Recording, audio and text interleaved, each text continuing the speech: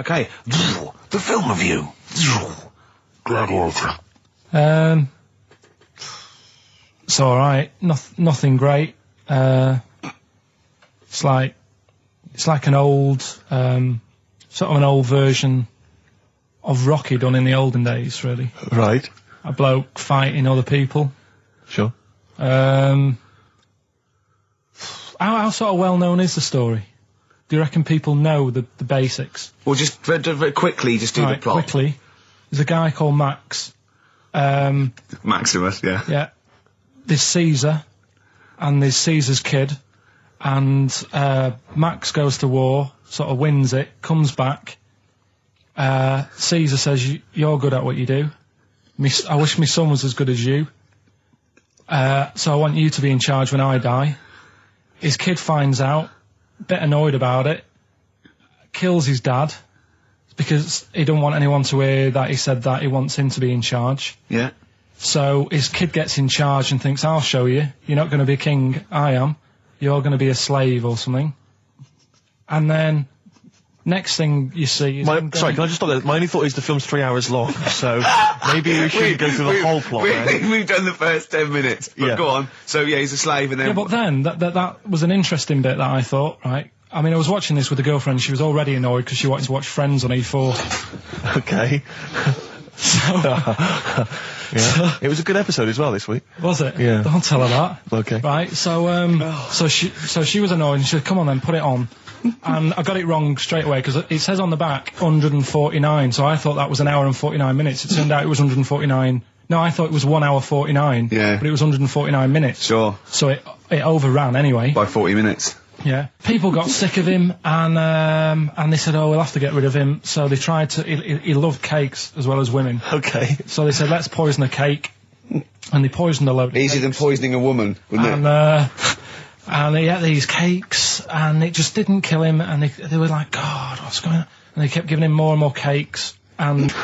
He was suspicious. And that didn't work, so the fella said, that's it, I'm going to shoot him. So... They were like, I'd be there sort of punching people in the arm. That's a great game. Oh, I love that, punch people in the arm. Is that part of the Olympics now? I think it was exhibition this year. Right. But it's going to be a pro next year. It's going to be the Winter Olympics, because you've got to do it in just a cap sleeve shirt in winter. Yeah. So you're playing that? She, but whilst But she didn't appreciate that. She used to go, ow! No, I always think whilst I was doing that, they were like the Charlie's Angels, and they'd be sorting out a mission somewhere. Because they were really like, there was something about them that you thought, they're special. They were private detectives. What if it worked for a man they never see? Tell us the story. What have you learned? Do you want to ask some questions? No, not really. Just sum it up in a minute. What do you think? I can't do it in a minute. Well, can I ask some questions then? Where was he born? Austria. Tell us about his early life. Right, he was a young lad. Brilliant. What in his early life? Okay. Yeah. What's the name? His mum was his dad's second cousin, which is a bit weird. Yeah. That is weird. They had 5 kids. Steve's going, yeah, it's usually first cousin where I come from. Oh, that's unfair, isn't it? There's no need for that. No, what do you do in your leisure time? I like, going out for food and that. Right. Foraging. What do you mean going out for food? They come have a little hole and go hunting. Yeah. This is Karl. He's hungry. He knows he has to get to the greasy spoon by 11. Wow. Many of Karl's close friends have never made it across this road. There was a zebra crossing installed just for the safety of Karl. Beep, beep, beep, beep, beep, beep, beep, beep, beep. Can I have a bacon butty? And Karl is enjoying his... Wow, but he has to get back. His girlfriend's asked for one as well. She's home with a PlayStation 2. Wow. Oh. We just had a call from someone saying his company would sponsor Karl, right, to be raised by all these balloons if he could have a walk-on part in the office. And we immediately went, we're worried about that sort of thing. You can't really promise that artistic, And I was worried about the legality of it as well. How can you promise someone that for personal gain that's a private, and all that sort of stuff, right? And I went, I don't know. And anyway, put the phone down to him, and Karl went... I love the fact you're more effing worried about that than me being raised 30 feet in the effing air. You started getting scared, did you? Are you worried about it? Well, You're quite excited about the idea of the challenge, aren't you? I like the idea, but I want like... Why do you like the idea, Carl? Oh, what if it went all wrong and we're there going, oh, the humanity of it. I think we need Carl, to get... he's just... And the rope would pull out my trousers. Oh, no, it's definitely got to be Dr. Fox if that's going to happen. Oh, God. Oh, we've got to do this. I both think she's a fine presenter, and I think she'd do very well on it. And I think it's a good move as well. Yeah, but can you just say it's not forever? Isn't it? No, I think she'll become more popular than us. And I think that'll be the end of us, to be honest. Well, she can string a sentence together. I think she'll get lots of PR and everything. And she goes out with Big Boy Slim. Big Boy Slim. Who's, a good DJ. He's a good DJ. And, is her name Zoe Slim now? Yeah. Right. There will be nothing. It's 3 months, isn't it? She's taken over for. Is she getting paid the same as us? I don't know. We'll find out. I bet it's a hell of a lot more. I'll go mental. I bet it's good money. It's good work. I'll go mental. A kid used to take a horse into the house. Sorry. Whoa, Neddy. What do you mean a kid used to take a horse into the house? Where did he get a horse? Must have nicked it from somewhere. Must have done. You've seen a horse in it? No. What, is that from outside the saloon round the corner? Yeah, was it just tied up with a bit of leather? Right. Oh, that's great. Did Big Jake come looking for it? I'd been out. Oh. So let me get this. This was before the lynching stopped or after? Where did he get a horse from? What do you mean he must have nicked it? His mum said, where'd you get that from? I bought it. All right then, but keep it out of the kitchen. I don't want you going Catlin rustling. Where did he get a horse from, Carl? And how long did he have it for? Was he leading it or riding it? Mum, open the door, I can't stop. I can't stop it. Open the patio door as well. Looks like we got us a runaway. What do you mean? I've sort of... I don't think you can ever be boring. No, but what I've done, I've took like different ones. So I've took a good one that I think, that's a good quote. That was worth putting in a book. I've put one that isn't really a quote, so I don't understand it. Oh, yeah. One that isn't clever. and a funny one. So a bit of variation all out of one book. Oh, how long did this take you? What did you do? Did you sort of like sit? About half an hour last night. And did you sit sort of like quietly at a desk or something? No, just in the lounge with the telly turned down. Oh, right. Just to give a bit of light to the room. Just had it on but turned down. Have you figured out lights yet? So the first one, and it was like they stuck some bacon on his head. And as ever, the vital piece of information, i.e. the reason, Carl seems to have forgotten. Because the worm was in his body, and they said everyone likes the smell of bacon. Including worms. Even a Vietnamese lake worm. They love bacon. Remember last week when I said about the little fella with the bone with no brain, and you were proved wrong? No. We were saying it wasn't a little fella. We were saying it was a stillborn child. It wasn't a little fella. You're changing it now. You weren't having any of it last week. Right, hang on a minute. I'm getting confused. There was a Vietnamese snake that went inside of a soldier. A little like maggot or some sort that you have to get out of your body because it causes problems. Yes, and so in order to get it out of the body, they strapped bacon to his head. Yeah. That is great. This doctor. And did that work? I think so. They had a picture of him smiling. Oh, God, what, the worm or the bloke? The bloke. Oh, dear. Honestly, I hope someone knows the story. And it was about 3 years ago, I reckon. Okay. And, it did work. GI bacon. So this is why the worm burrowed out of his head to get the bacon. Get to the bacon. Right. That's great. When my dad was when he was a taxi driver. Yeah.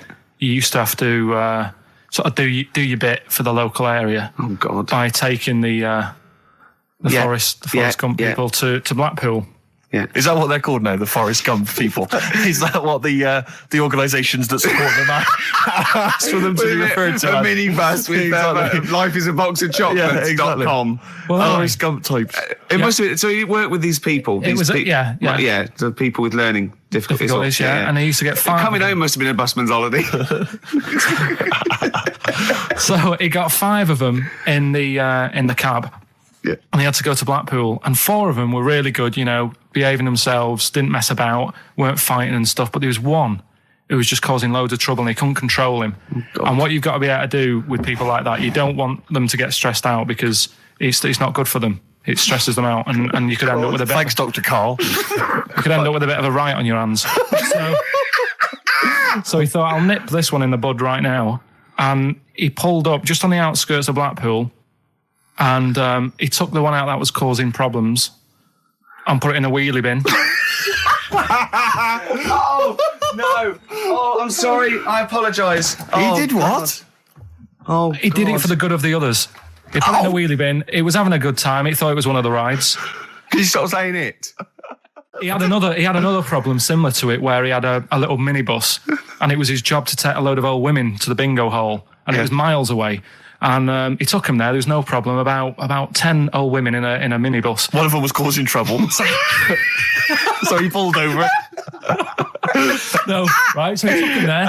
Everything's fine. He dropped him off. They had a lovely night. Yeah. Right? They had a lovely night. Won a bit of cash. Coming back, it's a bit of a late night. And they all started moaning at him, going, I want to be dropped off here. Take me there. I want to be dropped off first. I've got to get up early. Blah, blah. My husband's expecting me. I'm already late. Take me here first. Take me there.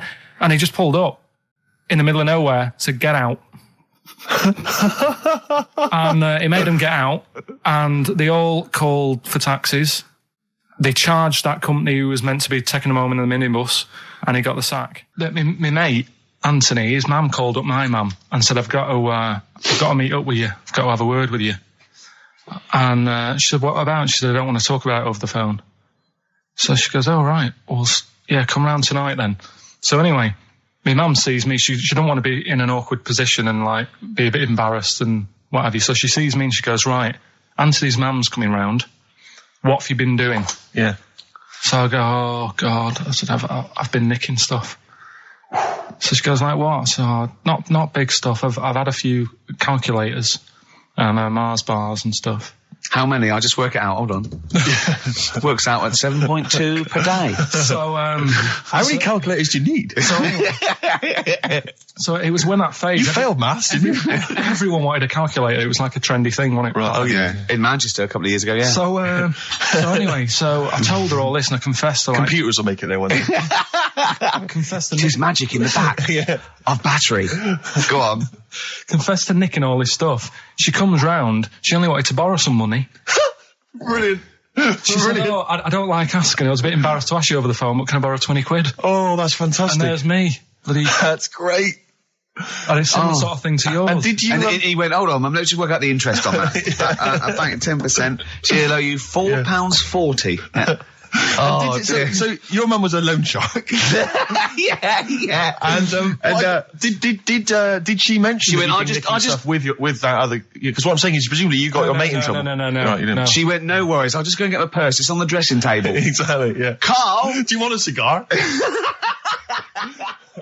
Well, quite, yeah, but what is exciting, surely, is the razzmatazz and the brushing shoulders with the rich and famous.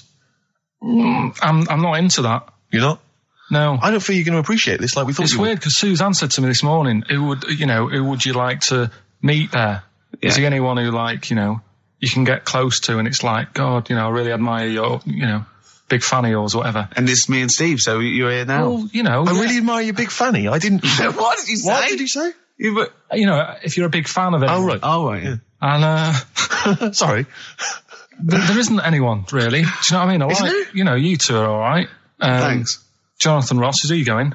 He might do, I don't know. But hang on, wait a minute. I can't help but feel we could have exploited this more. We could have maybe run a competition to let someone win. You know, if you're not going to appreciate it, Karl. Yeah. Are you going to get a trouser suit? Are you going to get a ladies' trouser suit? I just think then, if you go sort of looking macho and walking down with him, they know that you're not really partners. And I just think it's a slap in the face for BAFTA.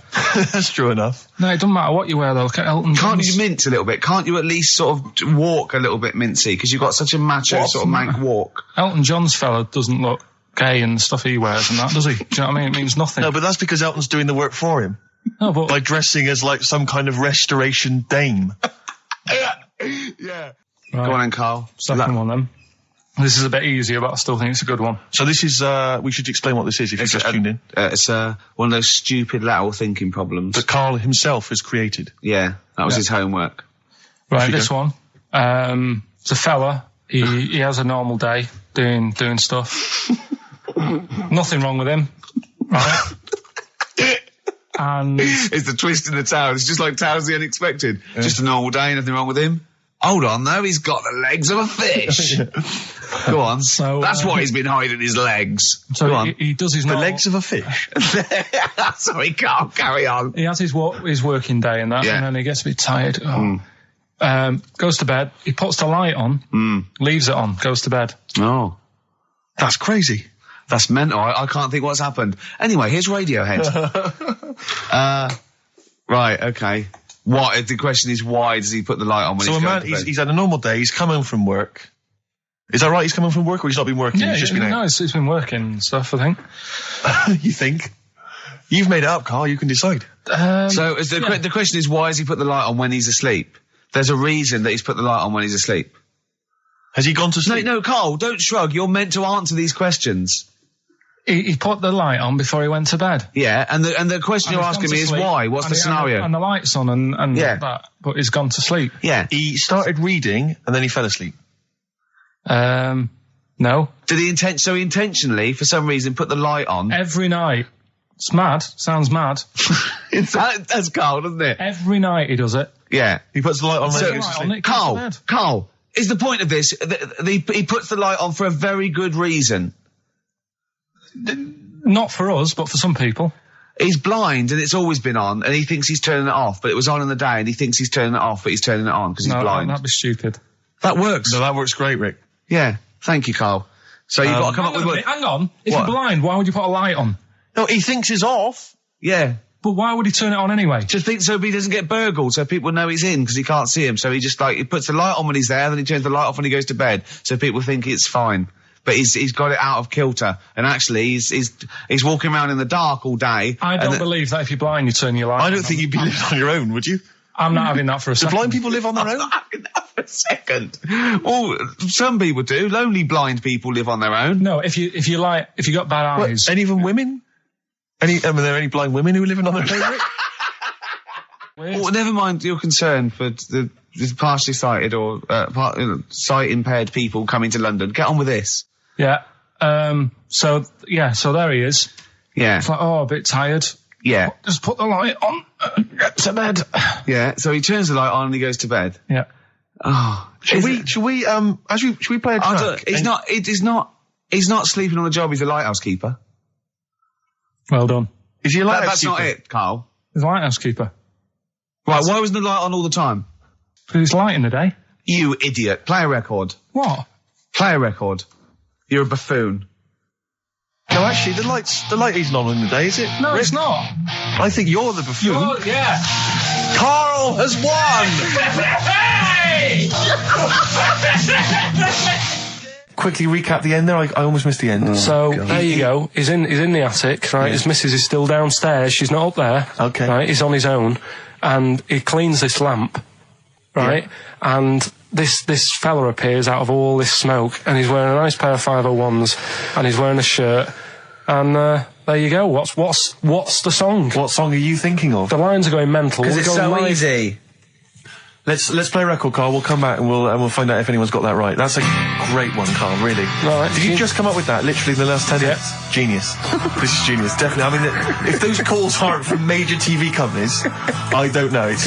Dynamite stuff. A lot of them are, what's his name's lawyer? Simon Mayer. Simon Mayer.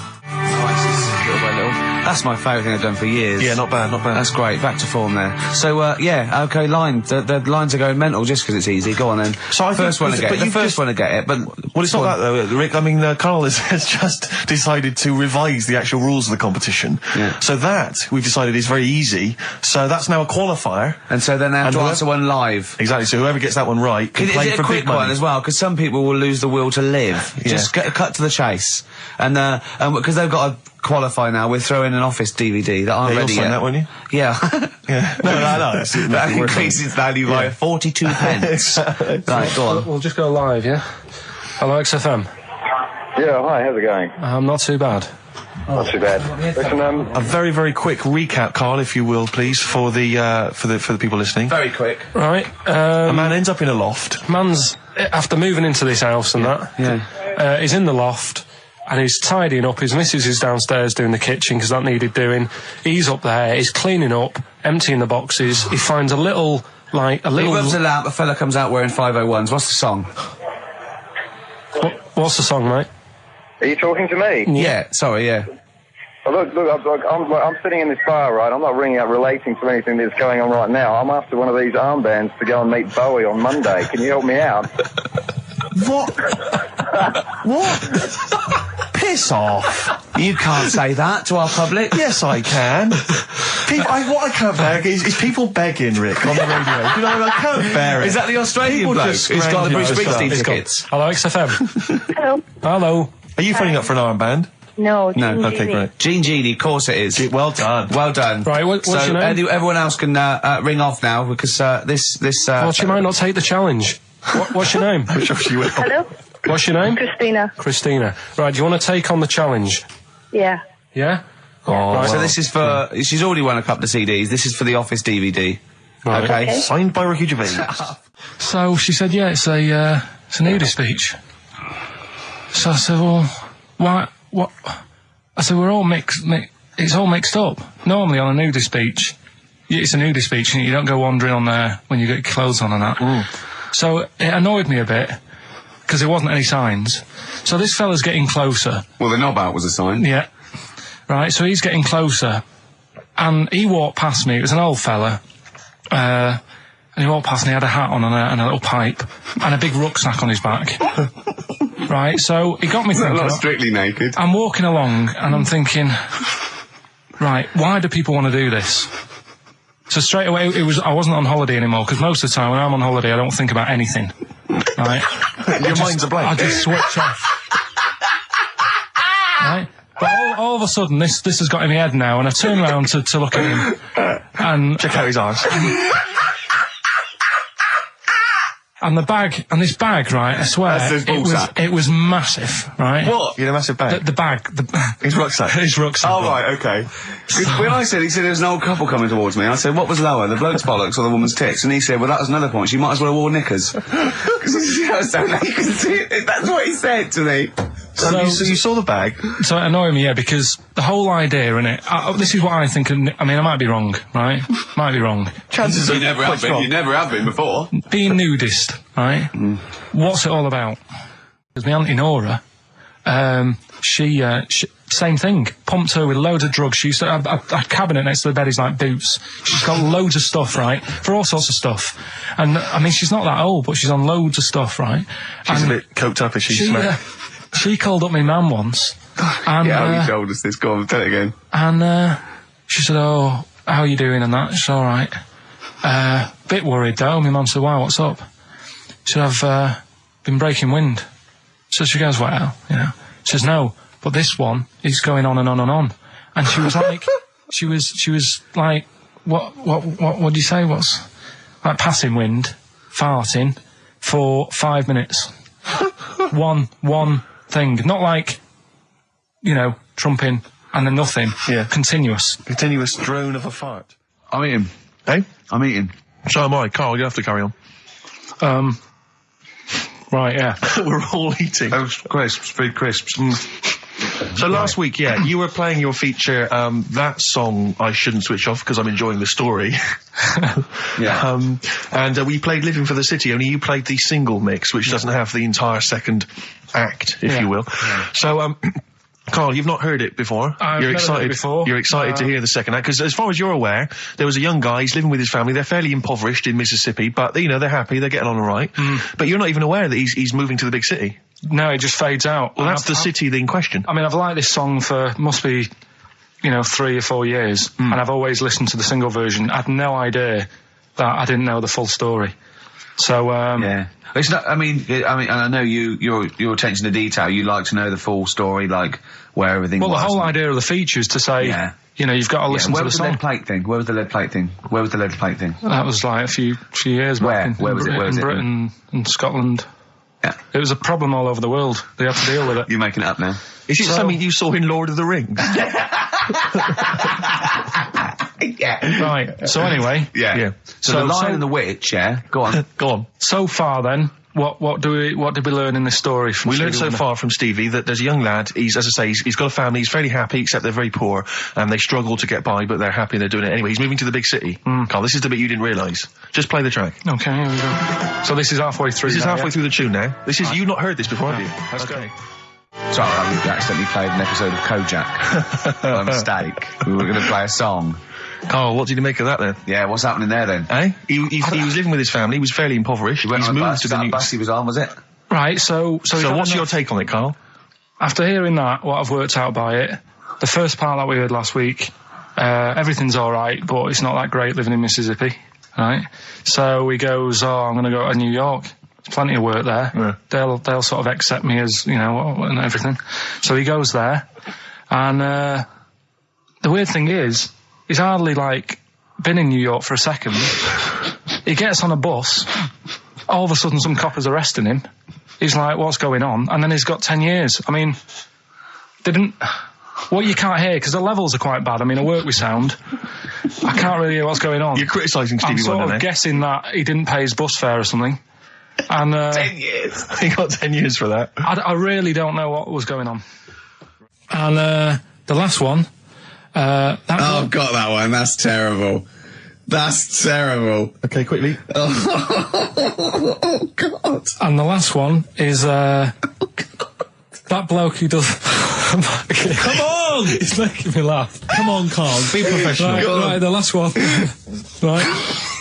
I can't do it, it's making me laugh. Oh, come on, I'll come and read them then. No, hang on, Come on, Carl. Right, here we go. They don't do this on Blockbusters on TV, do they? No, come on. That bloke who does sport on telly. He's got a little kid, right? Initials DC. What? Is that I'm the completely clue? confused by that. Was that the clue? Yeah, that bloke who does sport on telly. Yeah. He's got a little kid. Initials DC. Okay, is that a band?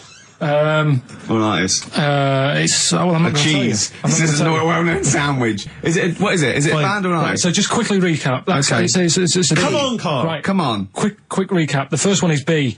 I don't think them birds should be around in this area. Right, that's B. Right. Second one, he doesn't like women, yet he's got a few kids. It's a bit weird. That's PD. And the final one, that bloke who does sport on the telly, he's got a little kid.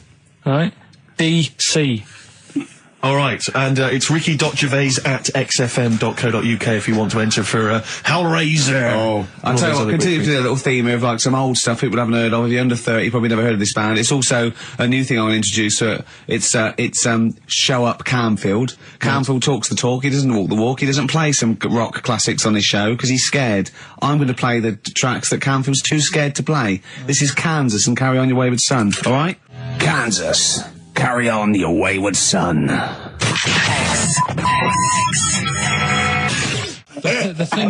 thing that I wanted to tell you is money for old rope. Do you know what I'm saying?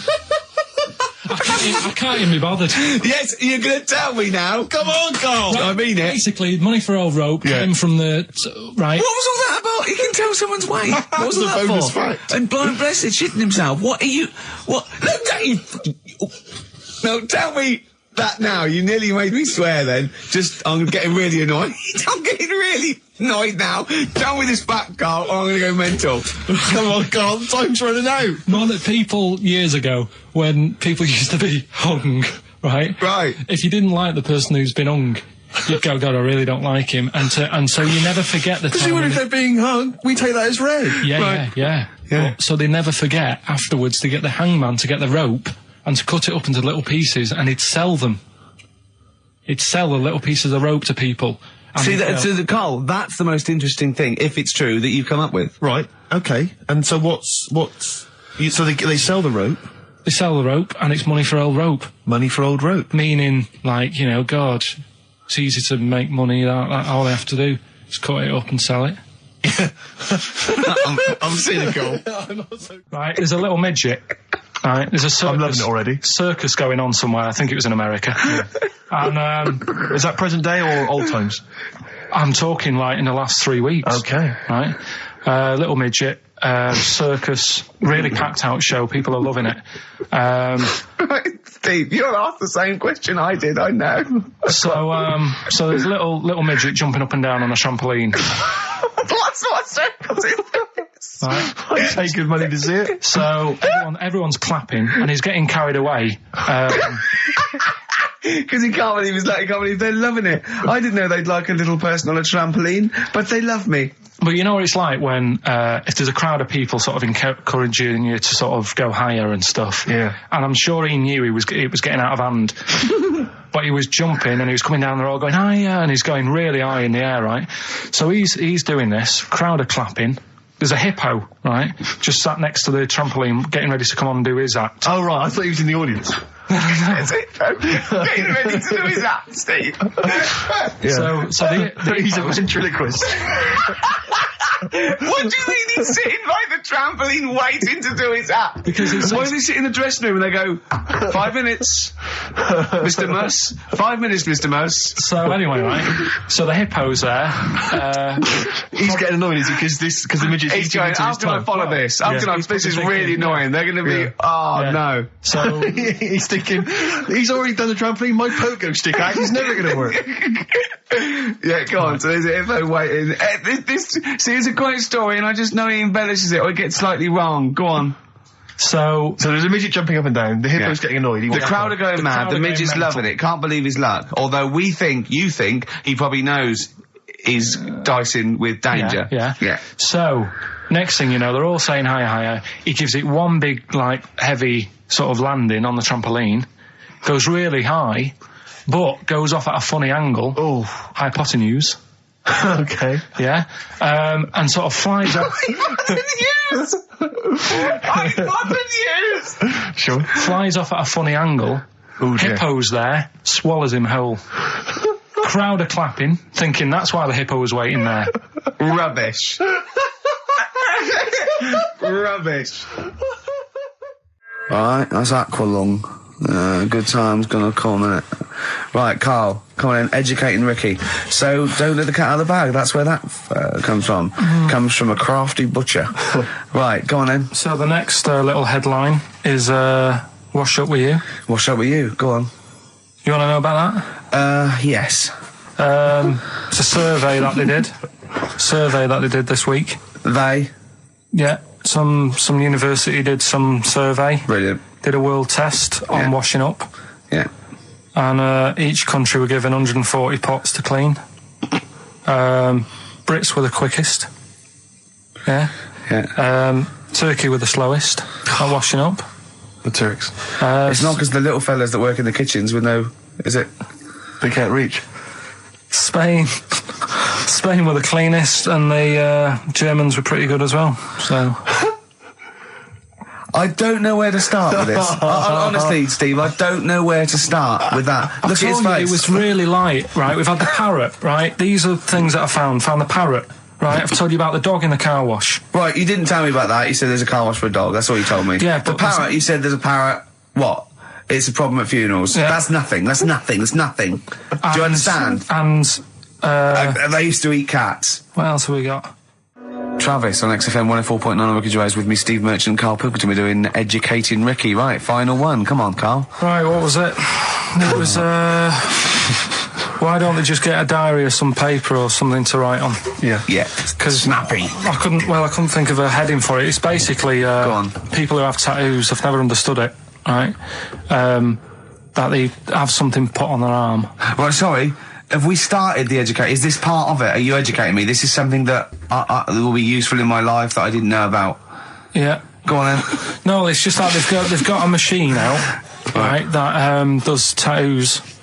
Tattoos. You come up with a design you want, and you sort of this machine scans it, and you put your arm in this thing, and you press print or whatever, and then it does the tattoo on your hand or on your What, arm. like loads of little needles that follow a pattern? Yeah, the computer, basically, yeah. Is it a real tattoo? It's a proper proper one. The fella said... well, as long as it goes out, it pierces the skin with a I just wondered if it's one of those kind of, those kind of... No, it must be lots of little needles or a moving needle that can go Sorry, along but it. how is this cleaned, like, in between each person? Don't know, probably. I don't know. Well, no, as long as it's only that. If it's one needle, it's just the head, isn't it? If it's one needle that moves, and does it like like loads of little. What are we gaining from a machine doing it? Just because you know they're going to sort of mess it up. But hold on, how do you keep your arm still? Because your skin moves slightly. So the machine it's won't. sort of strapped to your arm. Right, And so the it's fella, spread- I mean, so the it- fella said that the tricky thing was in all this, it was the fact that, you know, nobody would let him test it out on anyone else, so he had to do it himself. But did it work? Because the thing is with a tattoo Yeah, it worked, artist, they yeah. can see when your skin's moved and they can see what they've done and they keep wiping it and looking. Whereas a machine's just got to trust itself. So I think one needle could go wrong. If it was a lot of needles, that it just came down, like, you know, 1,000 needles that was an imprint. Yeah. But obviously I'm asking someone who hasn't delved any further than there's a machine that can give you a tattoo. That's all you've got at the moment, isn't it? Well, yeah, basically. That's all you've got. I mean, that's what I've got, because I'm not a fan of tattoos. I don't. But where did you read this again? This was Internet? This was on the internet. Yeah, it was. Yeah. Okay. And I just don't understand why people do it. That's what got me attention. Because me. Sorry, what have I learned from this? That if you wanted to get one, you know, you can get one done by a machine now. Well, you'd think it'd be Bughead, wouldn't you? What? Well, you'd think it'd be Bughead, wouldn't you? You'd think it beat No, you'd think it'd be. Yeah. You'd think it'd be Buggered, wouldn't you? Bughead. Bughead. This can't be. If this is anything with a bug living without a head, I'm not interested. Because we've done it. All you've done is fun. Let's just do what a cat. So it is that. Right, do that one first. Which one? Which one are we No, doing? do the Bughead one. Right, well, the Bughead one. Well, we've talked a lot about animals and that, haven't we, without heads. Surprisingly, we have. I think a disproportionate amount on it. If you're a new listener and this is the first time you've listened, you'd be surprised. Yeah, we've done all that. We've covered worms, the way if you cut their head off, it grows back if you don't cut too high above its neck. We've covered The chicken. the fella who blinked. Yeah. I can't go into it again. Right. Let's not go into it again. We've had the chicken with no head that lived for 8 months. Yeah. And we've had And we've had the cockroaches. cockroaches living for a week without an head. Right, okay. Well, it's a bit more on the cockroach front, really. Right. They've found, right, that if you get a cockroach and you cut its head off, Yeah. right, and then you find a cockroach that's still got its head, but it hasn't got any legs, Right. right, it's not over for both of them, right? Because what you can do, you get the one that's got the legs Right. with no head, Yeah. sort of running around, get the one with the head, sit it on top of it, Right. get a little tube Okay. so that the fluids. So is this auntie's go out of the Let room? him finish. This is like Blue Peter. Let him You could get this for Christmas. Right, you get Yeah. a little tube, you sit that on top so the bodily fluids are still running between the two. Right. The head of the one on the top will control the feet of the one on the bottom. Okay. What about Good. And will it continue to live? that? Yeah. Okay, you don't know that for sure, do you? You're just guessing. That was just a No, question out of the blue he wasn't expecting. Yeah. Well, what do you think of that? Good, yeah, it's great. Yeah, just a primitive nervous system that can, yeah. Did you expect us to be more impressed and excited by that? Did you fall off your chair when you read that? Did you literally topple off? Snowbird from Mark Ikes are part of his covers album. He's so happy that the XFM listeners understand his stupid clues, and he knows it annoys me. We've got some right We'll answers be for giving out the Rockbusters. answers just quickly, just in case someone sort of missed one of them. I'll just quickly do them, yeah? Yeah, go on. First one, there's a load Sure of letters. There's a load of letters there asking for advice. Put them on Claire's desk. Oh, and Merry Christmas. Ask your mum if you should. Oh, and Merry Christmas. And a couple of people were arguing in the supermarket. It was at the fruit Christmas, and that's veg why. counter. And that's B. Okay, we'll give those answers out shortly. Yeah. Right, here's the last clues of the year. You had, there's a load of letters there asking for advice. Put them on Claire's desk. Go that on, was no idea. F. That was for foreigner. Foreigner. I don't know what you mean. Claire Rayner, she took advice, she gave people advice. So that's a foreigner. That is shit. Right. I'm sorry. That may be Christmas. That is absolute A garbage. lot of people got the right answer. I know. Yeah, well, that well, annoys right, me even well, more. Yeah. Actually, a bit of extra monkey news if you want it. Okay, always. Do you know the Monkey News Extra. Go on. do you know the Halfords ads? Halford's ads? I don't think so, no. What happens? Halfords, they've they sell nuts and bolts and stuff. Right. They were using monkeys in the ads. Okay. Yeah. And what happened? Don't they sell bikes, Alfreds? Well, mainly. Bicycles and motorbike stuff in that. Okay, so they're using monkeys in the advert. What happened? I can't handle it. What? I can't do this. Look at him. Look at him. I don't care what he's doing. Well, basically, right, they've, there was a load of hassle because they were using these monkeys in this Alfred's advert. Yes. Right. And what happened? Get to the point. It turned out there wasn't a problem because they were mechanics in the first place. Well, they were monkey mechanics? Yeah. What are you talking about? Mental. What are you talking about? That's not a story. Right, anyway, listen, let's get back on to They were mechanics in the first place. Right, listen. Right, so they're making this documentary.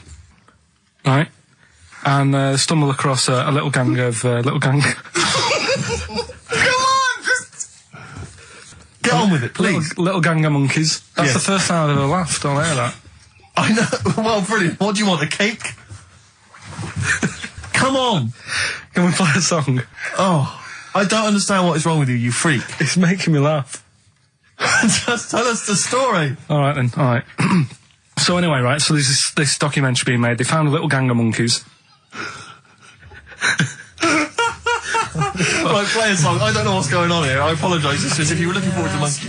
Oh, chimpanzee that monkey news. Excellent. Okay. Right, where were we? We were just start again. There's some people making a documentary. For what? Okay. Making a documentary in the jungle and that. Right. Stumble across a little gang. Okay, come on. All right. A little gang of monkeys. Yeah. Oh, come on. So the camera crew are there filming it. Yes. Everything's going normal. It's all fine. Nothing odd about it. Okay. They're not running a restaurant. They've not got any barber shops. Nothing. No. Just regular monkeys going about their business. Yeah. So anyway, what normally happens is the monkeys stick with the partner. They already do what? They don't sort of sleep around and that. Once they find the girlfriend or the boyfriend or whatever, yeah, they stick with them, right? Okay. But anyway, they were watching this one, right? And it's going around a bit, sleeping around. Oily. And it was getting fatter. They thought, this is a bit odd. Yeah. Right? So, followed it round. And, see it having it away. Turns out, little prostitute.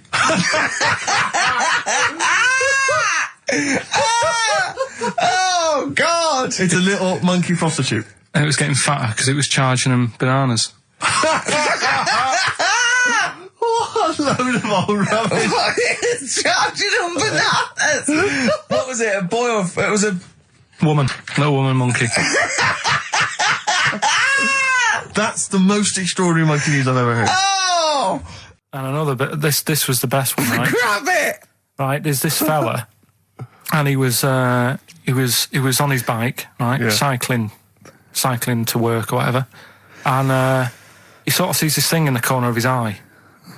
Right? Literally in the corner of his eye.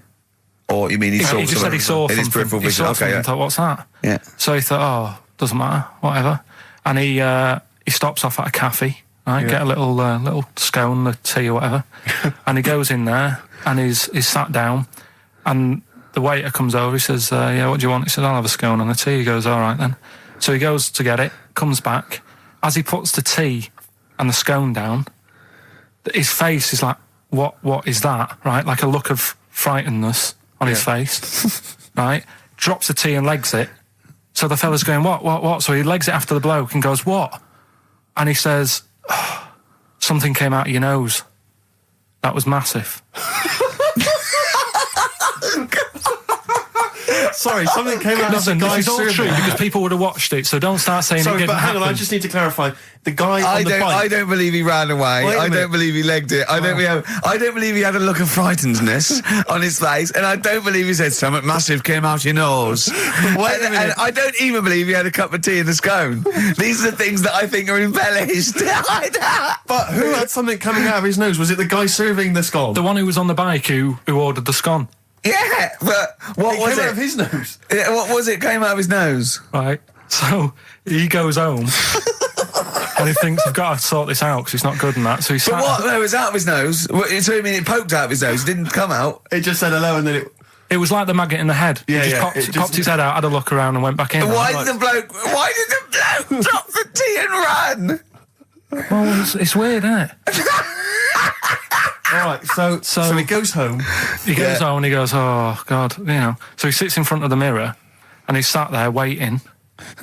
This thing comes out. Again, sort of looks round, goes back in again. So he goes, oh. No scones. Right?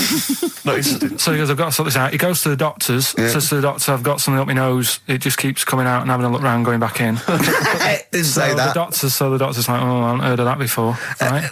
Didn't say that. So sat there. He does it again. The doctor looks, frightened again. Runs away? Yeah. He's got a look of frightenness on his face. He had a look of medical frightenness. He dropped his stethoscope and legged it.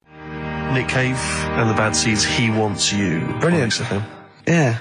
So, Carl, off you go. Well, we're not going to do Freak of the Week here. Okay. Right? Because we've done quite a bit of that in the last 20 minutes. We've right? So OD'd move on that. freaks, you think? Yeah. Sure. We'll just shift it a little bit. Okay. And I don't, like I keep saying, don't want people to be thinking we're sort of taking the mick out of anyone. No. Right? Because we're not about that. I feel like I can do a little bit of it because I work with you, Steve. Yeah. Right? Sure. It gives me that right. It's like a care worker. Yeah, I understand. Well, it's like that thing of you can't be homophobic because I've got a couple of gay mates and stuff. Sure. I think sort of gives me that edge. Yeah. Right? So you're not freakophobic because you work with Steve? No, that's right, yeah. So, yeah. Okay. Well, by that token, I should be able to sort of slag off, the mentally ill. What do you Or mean? at least mentally handicapped. Now, there's a term you don't hear very often. In 2003, there was the The mentally handicapped. Isn't that what it was? I don't know where to start. But I I'd like to apologise for the Lady Diana stuff, the term mentally handicapped, and any inadvertent racism that we may have stumbled What's over. the actual term then? Is it retarded? Right, come on now. But yeah, that's all I was thinking with the Freak of the Week this week. That's what I'm saying about Freak of the Week. It's to get people thinking, right? Thinking how lucky they are. That, they don't have to Comb their face. What are you talking about? What do you mean? Freak of the Week is to let people know how lucky they are. just... What about the little freak you're talking about? What are they thinking? They're going, oh, he's talking about me. I'm a little hairy lizard man on a stick. Pop in, give us a call. That's what I'd like to do on a TV programme. That's what I want to do. I want to go and meet these people and say, right, let's just go shopping. Let's, we'll film what your normal day's like. Yeah. Let's pop out, nip into Sainsbury's or whatever. Yeah.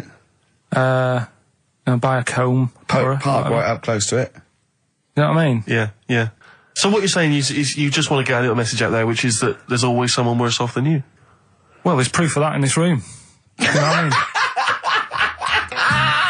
mean? Oh, Carl, when's your train? In a minute, I'm going to get going now. I'll see you later. Thanks, Carl. Brilliant. What are you playing? You can play a song?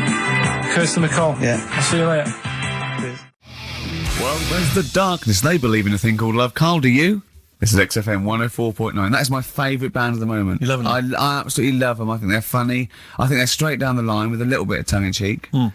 Did you see them on Jules Holland last night? I didn't, sadly, no. Brilliant. Were they good? Yeah, absolutely jump. Oh, I mean, Jules didn't know what to do. was he playing some Boogie Woogie? They wouldn't let him play Boogie Woogie over their song. That's what I mean. That's why he stayed back. But I can't imagine it was very good. Then. He shook the. I'm surprised you say they were good. Jules wasn't thinking the old Irish. I thought, hold on, this is missing something. Yeah. This is missing someone from Squeeze vamping over them. Exactly. But yeah. they did well without him. Extraordinary. Yeah. Well, here we are. good Then. luck. We're back. XFM 104.9. Carl had to leave early last week, but you stay to the end this week, mate? Or Yeah. yeah. You don't need another holiday. Oh, he started already. I mean, Steve's made you look like a bit of a twat already, and it's Well. only 1:05. But the only reason you don't go on holiday is because you have to spend money. Oh, and he's gone straight back. Well. He's gone straight back. I can't come back to that. Oh, It's just dynamite. It's just absolute. That was Although searing. the last and cut to holiday, the chase. last holiday Steve had, he sort of found a third world country so he could live like a king for a week. It was Cuba, wasn't it? Going to Cuba, amazing. You can almost rule the place. If it weren't for Castro, I'd have been in charge. Kind of cash I was flashing around. They do anything for $1 over there. It's extraordinary, literally. I mean, it's amazing. Yeah. Oh. Definitely. And I went to Kenya before that. So he thought, the prostitute said no. You were going. Yeah, well, it was $2. I mean, I'm not made of money. Do you have a good holiday, Carl? Yeah, it was alright. It's alright. Went down to Cornwall. Now Tell you're you what, going to the monkey some odd sanctuary. people down there, Steve. Well, don't look at me. I'm not from Cornwall. Well, you're from that sort of area. Well, not really, but never mind. Genetically, he means. Right. They're weird. Well, you must have slotted right in. What are they weird? What do they look like? Just all sort of odd people. A lot of old people, but not just old, sort of messed up old. What do you mean messed up old? You can't just say that. There's. There was a woman with a funny neck. Okay, in what way was it funny? Why did she have a funny neck? If you were writing an essay, you wouldn't say there was this woman with a funny neck. How would you describe it? She sort of had her head, like, pointed down all the time. Like that. Don't do it. It's his radio. No, but just for you, I don't like that. Yeah. Walking about like Yeah. Okay. Right. So brilliant. that. I don't know. I was saying to Suzanne, what happened, you know. What do you think? Because Suzanne knows everything. That's the good thing about her being with you. You just ask her what happened to her, and Suzanne goes, "Carl, I don't know. Yeah. I haven't been here before." Suzanne, your girlfriend, or mummy as you call her. Oh, sparks are flying. Yeah. Flicking through, because there's always interesting stuff in there. There was something about swingers. Right. I was like, what's all that about? Yeah. And it had an interview with some people talking about, you know, how they sleep about a bit. Yeah. And I thought, if my wife looked like that, I probably would. Because there was a few pictures of them and they were all pretty ugly. Yes. I thought, right. So I took that in, soaked that up, thought, there you go. Carried on reading. There was a bit in there about how women still have crushes, right? Yes. And the woman was going on about how she's 38, right? But she still fancies Chris Martin from Coldplay. Uh-huh. And, you know, even though it'll never happen, she's still got that little bit in her head that thinks one day she'll leave Gwyneth, right? And end up with her, right? Right. Anyway, so I'm thinking this is a bit boring, but I'm flicking through it all. And, Is this a Rockbusters clue? no, right. And I read further on, right? And she said, you know, I like to go out with my mates, and we come up with lists in pubs of people who like, oh, you know, they'd be nice to go out with. She also came up with a list of unlikely lost objects, I think she called them. Yeah. Guess who was in that list? Ricky Gervais. Think again. Karl Pilkington. Right. Next one. Johnny Vegas. Said, lanky co-writer. Rubbish. Lanky co-writer. What do you mean lanky co-writer? Well, do I need to say any more? He said... Hang on, wait a minute. Let's not talk about... I don't know why you're laughing at my expense. I'm an unlikely lost object. Yeah, But yeah, what was it called? The list? The unlikely lost object Yeah. list. You were in there, right? Who else was? Well, you weren't in there. Richard Madeley, Fine. Yeah. He's a good-looking guy. Alistair Campbell. Brilliant. Another handsome dude. What are you talking about? You think I'm ashamed or embarrassed about that? I'm proud of it. What magazine was it? I need to buy a couple of copies. It was. Need to get a t-shirt made. Yeah, and did she leave her number? Yeah. So what magazine was it? I was just out of interest. I think it's called Red. Yeah, sure. Yeah. But now you've dissed those people that are putting themselves in there as swingers because you've said they're ugly. So now we know what magazine it is. People are going to look at that. People are going to look at that poor woman, and they're going to know you think she's a hog. No, but I think they even know. Was there a picture of the They woman who'd know. drawn up the list of unlikely lust objects? Mm-hmm. What was she like? I wouldn't waste my time. Thanks, mate. I know you're on my side. The Thrills on XFM 104.9. I'm Ricky Gervais, with me, Steve Merchant. Object of unlikely lust object, Steve Merchant. I'd like to have that now, prefixing my name everywhere I'm written about. I know, yeah. Did he make the freak list? Whoa! Which is a different magazine, isn't it? And I'm joking, of course. Karl Pilkington, a man of sort of quiet dignity and and in a way, he's got his own sort of inner beauty, hasn't he, Karl? Not really. Don't you think? Well, I'll tell you why I don't think it is, because the woman that wrote the piece saying that I was an unlikely lust object, has just emailed in. And Carl, you've offended her quite considerably. What did he say? Why? I wouldn't waste my time, is what you said. She's repeated that. Yeah. I wouldn't waste my time, the flaming cheek. Although it's a horrible picture, I am, of course, in real life, a vision of loveliness. I'm not 38, I'm 25. I don't think Stephen's that unlikely lust object. A sense of humour is important, and he's welcome to my phone number if he wants it. Is That she, sense of humour is important. That's a down. is she a isn't it? swinger? Stop it! Don't have a go at the I'm, woman, for I'm goodness sake. messing about. She knows I'm messing about. Well, how are you messing about? I've told you this though. I've told you that anyone could be listening, haven't I? I've told you that before. Things you say, and you, but we encourage him. We say, "What does she look like?" But it's meant to be rhetorical. That was a joke. That was Steve's joke. What does she look like? I.e., him joking, like, "Oh, I'll call her up because I'm on a list," and then you have to say that. I mean, that's what I mean. So chances are, if she likes Stephen, she hasn't seen him. She listens to the radio. So the likelihood is that, she was listening to this show. Yeah. So think. Will I drop the thing I was going to do about Lisa Riley? Well, She's not listening. Some people deserve it. She's still at lunch. What, from Tuesday? There's an all-you-can-eat place going out of business as we speak. Oh, bloody hell. She's back. You killed me. I gotta do Bambino. Please leave now. Please leave. So, No, but she knows I was only messing. This, yeah, this everyone always knows you're only messing. We're all only messing. I hope we don't offend anyone of, any kind out there. We're only joking, aren't we, Carl? Yeah. Say something nice about her. What can you remember of the picture that you could say was good? Maybe she was wearing some nice wasn't clothes. anything, to be honest. I'll have another look and have a look. I think she had a nice shirt, honestly. Well, there's the best band in Britain, in my opinion. Big words. The Darkness, Growing on Me, on XFM 104.9. I'm Ricky Gervais, with me, Steve Merchant and Karl Pilkington. Have you got the album? And already, they've had an argument. Yes. Well, I mean, I don't know whether we need to cheapen the show by discussing it, but I asked for a particular track. Carl is the producer, and he failed to get it for me. He's failed to get it for me. He's failed to bring it up from the record library. Completely failed in his mission. He needed to get 2 records, and he failed to get one of them. A 50% error rate there. Yeah, but like I said, I looked in the system. It told me what album it's on. I brought that album up. I'm busy. But, okay, so fine. Fine, you're absolutely fine then. That's no problem. Once again, that's a great excuse, Carl. Brilliant. The show has been ruined. It's been partially ruined, but you've got a bit of an excuse. All right. I didn't make a big deal out of it when you said, "Oh, and whilst you're down there, get us a new 50 Cent single." I never said, "Why don't I get this new 50 Cent single?" I asked you if 50 Cent single was lying around. Yeah. If it hadn't been here, I wouldn't have worried. So I get it, yeah. I did that for you. Right. And when I come up, you say, "Has it got swearing in it?" Well, I don't know. It's 5-1, Steve. I haven't got time. I've been whizzing around. The producer. It's the brand new single. I'd have thought it had been lying around in the XFM office anyway.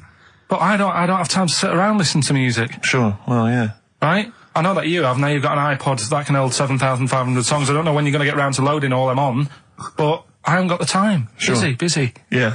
Fine. Okay. No. That's a perfect excuse, Carl. Well done, mate. Right. I just hope that I never have to depend on you in a real emergency. I had a bit of bad luck as well. I wanted to play REM, and maybe the listener can help me here. Can you email in ricky.gervais@xfm.co.uk if you know what song I'm thinking of? It's an REM song. I think it's on the album of the last one before. And he says Mulholland Drive and I'm Steve McQueen. That's all I know. I'm sorry, I can't think of the title, so I need the title to look it up, if you know what I mean. I can't put in like that. I can't put in Mulholland Drive. The system goes, what are you talking about? So I need the actual title of the song to look up to find it down in the library. Oh, well, I'd go down yourself if you're going to go down to the library and get that. I wouldn't send Carl, because... Ricky.gervais@xfm.co.uk. But if he wanted to, he did have time because he came in at 12 rather than 5-1. Yeah. No, I told you about that record that I wanted it yesterday, didn't I? So you had 24 hours notice. So that's not really an excuse, is it? But I did find one of my favourite songs of all time, which is Bones off the Benz album, and it's Radiohead on XFM 104.9. And here it is, because you gave me lots of time Yeah. to find it. So Sure. Yeah. Could have brought it in himself. no swearing in it. Oh, proper rock band. Best band since Thin Lizzy. The Darkness. Well, big words. Growing on Me. XFM 104.9. Bit rash, I think. R. Gervais, S. Merchant, K. Pilkington. With a little bit of that. I know for a fact, that Steve is getting a little bit sick of Carl's attitude. Oh, his attitude's appalling. I quite like it though, because it's straight away friction, and he's sort of like, you know. To be fair, I genuinely don't think I'm the culprit in this. I think I come in and I just ask him a simple request. Yeah. And immediately on my back. Whinging, moaning, whining. I mean, I don't know if there's any evidence. Well, it's funny you say that actually, because in a survey, it came up this week. It's quite extensive. Mancunians take more sick days than anyone else. Mancunians take more sick days than workers in any other city in Britain and Ireland, according to Manchester-based employment firm. Survey by Peninsula found employees in Manchester take 11 sick days per year, whereas closest rivals Edinburgh and Dublin take an average of 9. Liverpool, Newcastle, Birmingham, Cardiff only 8. Is Reading mentioned there, or no? Bristol? It's not even in there. They don't take days off. London is only 7. So the point is, I mean, I don't know, you can take anything from it, but if you're an employer and you had a Mancunian and a Liverpudlian and they were equal on everything else, but you really couldn't afford them to be away, Liverpudlian's going to probably be away for 8 days. Sure. The Manc's going to be away for 11, phoning in sick. And so what can you? I mean, just analysing the data there. What would you extrapolate from that? I really don't know. I mean, call in if you've got any clues, or email us in if you've got any. I don't know why they. I think maybe. I don't know. Mancunians. I don't really know many people from Manchester. Well, I only know one, but I know he was off sick because he put on wet trousers and he got a cold, I think. Yeah. Well, he just said he was. Didn't come in for. Yeah. He left early as well once. Yeah. But I don't know. I mean, that's the survey. I don't know. I mean, it's evidence because it's statistics. So there you go. It's guaranteed evidence that's proof. Any thoughts on that, Ricky Gervais at xfm.co.uk? I mean, oddly enough, you're from Manchester, Carl. Yeah, I am, yeah. What are your thoughts on that? On what, sorry? No, on the survey. Wasn't really listening. Sure. Well, Mancunians take off more sick days. They call in sick. I mean, presumably spuriously. Yeah. I mean, because they've got the same body. They're biologically the same, so... they're obviously making up their life. Yeah, some of the days. Maybe there's just the 3 extra they're making up. Yeah, they're moaning. Probably because we work a lot harder than the others, so we're tired, so you're sick, so you need time off. Probably. Seems unlikely. I mean, the Scousers, to be honest, take them on, let them work in your office. But you know how many computers are going to go missing? Right, that... So offensive. Is offensive. Right. This is a survey that proved. You just made that up. You just carried on the myth that Liverpudlians thieve. Now that's not true. That is not true. Well, it's not. Well, some of them do. There's been no survey that you're more likely to thieve if you're from Liverpool than if you're in Manchester. So that hasn't been proven yet. So all I've got is the evidence from a survey of, I think, 3,500 people. It's proof that Mancunians take off more sick days. XFM 104.9. This is April Come She Will by Simon and Garfunkel. Simon and Garfunkel, April Come She Will. A lovely love song there. The X-List was all about sort of like sexy songs because of the death of Barry White, of course. And Carl and Steve had a little argument. Steve said, well, there are such thing as sexy songs, of course. Carl said, I can't understand it. How can something be sexy? How can you woo one with a song? Steve went, well, you don't woo one with it, you just put it on the background. Carl said, stick the telly on. Stick the telly on. I love that. Jane's Addiction, Just Because on XFM 104.9, broadcasting from London, where people prefer to only be off sick when they actually are ill. Sure. I don't think I've ever taken a day off sick. Except when I had that terrible tonsillitis. Is that when you went home, stayed with your mum and dad? Yeah. Why is that a problem? Nurse back to health. No, I'm not saying it's a Nurse problem. back to health. Yeah, I've got a loving family. So sue me. What do you make of The antagonism and piss taking is just like, oh God, 3 blokes in a pub. There's people listening. I can't go. Are there? Carl, what do you make of London? Because you often say you'd much rather be up north. Well, he wouldn't, or he'd go. Well, this is what he constantly says. You've chosen to live here. You've lived here for years. You've got a flat here. No. I chose to come here because I was offered a job that was good money. Yeah. I wouldn't have come here if there was no job. So you prefer to be somewhere where there's a good job, so you've chosen to live here. I don't like being here, though. Well, no, but you can leave. To what? Well, exactly! So you've chosen to stay somewhere that's better for you. It's not better for me. Well, it's making me ill. I'm not sleeping. Well, so you say you're ill, either you call in ill, but I don't think you are. But I mean... Are there any stats to prove that? Well, yeah, because, you know, of the 11 days that he calls in sick, I reckon probably 7 of them are genuine. I'd love it if I dropped down dead tonight. Honestly, I'd love it. If you drop down dead tonight, you know it. Why And aren't then you go, sleeping? What, you're feeling ill now, are you? That's funny. You weren't feeling ill earlier, but you read that and you're suddenly ill. I'm run down. Well, you should take holiday. Oh yeah, you just had about 8 in the last 6 months. Oh, God! Why are you run down? Why are you run down? Yeah, what have you done? You sit in a little air-conditioned office. I haven't got time to tell you. Let's move on. Let's get on with stuff. What have we got anyway? Because we didn't have a chance to meet up this week. Me and Ricky could have done, but you said you were busy, Steve. Yeah, so I was. that's probably why you don't get run down. But finishing work at about 4 o'clock. No, so I could have had the meeting, but we gave you a time and you suddenly decided with very little notice that you couldn't make it. So I Make it meetings and that. Oh, So what have we got? What have we got? It's 1:20. What have we got? We're on till 3. Well, we've been talking, we've been doing well, we've been playing some great rock and roll, we've been playing some lovely songs, we've told them, we've explained a survey, just for employees, be careful. Yeah. We've, put that out there, we put a shout out there, people know I mean, you're... would you say it was probably safest if you are an employer to never employ Mancunians? Well, I Would wouldn't go be that just a far. I general wouldn't go rule that of far thumb? because, you see, that's only an average. So I imagine some Mancunians, like, Londoners, are nice, reliable people. It's probably just a few bad eggs that throw the stats up Sure. a little bit. People that would go, I'm not coming in today, I'll put on some wet trousers. Sure. All right, stay in bed. Yeah. Stay in bed. Yeah. You still got them on? Yeah. Well, pop them off. Yeah. Put them on the radiator and go to bed with a little duvet. That'd be the best thing to do. Yeah, yeah. So, all right, Carl? What? What's your attitude? Is it because you're tired? Yeah. Well, why are you tired, though? You weren't staying up watching those Channel 5 films again, were you? I'll tell you what, me and Steve were having a little meeting yesterday over lunch about, planning stuff for the show. And, Gary Kemp came up to me, started having a little chat about old times, and, I went, oh yeah. As he went away, Steve said, right, think of this. He said, Rick, don't take this the wrong way. Remember that sentence, don't take this the wrong way. So there's a right way and a wrong way I could have taken this comment. He nodded to sort of Gary Kemp and went, he's aged better than you. I went, well, how could I take that the wrong way? Yeah, it's not offensive. No. Well, the point is this. He didn't know me 20 years ago, so he's actually saying, Rick, don't take this the wrong way. He looks better than you do. Yeah, well, he does. But why say that, Carl? What? Did you really say that? Yeah, although, can I just backtracking for a second? I love the fact you said you bumped into Gary Kemp and you reminisced about old times. What old times did you share with Gary Well, no, Kemp? he came up and said, did we drop the pops together? I went, no, I did Razzmatazz. I said, oh, we did Razzmatazz. I think he was thinking, had he ever met me before? But he hadn't, because we hadn't. That's what I meant. Yeah. And, But if you had to make an objective analysis... I wouldn't. I think that's out of order. Sure. I mean, you're always slagging me off, but apparently you can't make a value judgment on something else. No. I wouldn't do that. Well, because you're morally all over the place. You don't know where you're coming and going. Leave it. Yeah. Leave it. Sure, you should hear what I say about you behind your back. So, would you say you're better looking now than you were? Or Then I'm what? would you say you're better looking now than you were? Than I was when? Well, have you aged well? Yes. You've aged well. Yeah, I've kept my looks.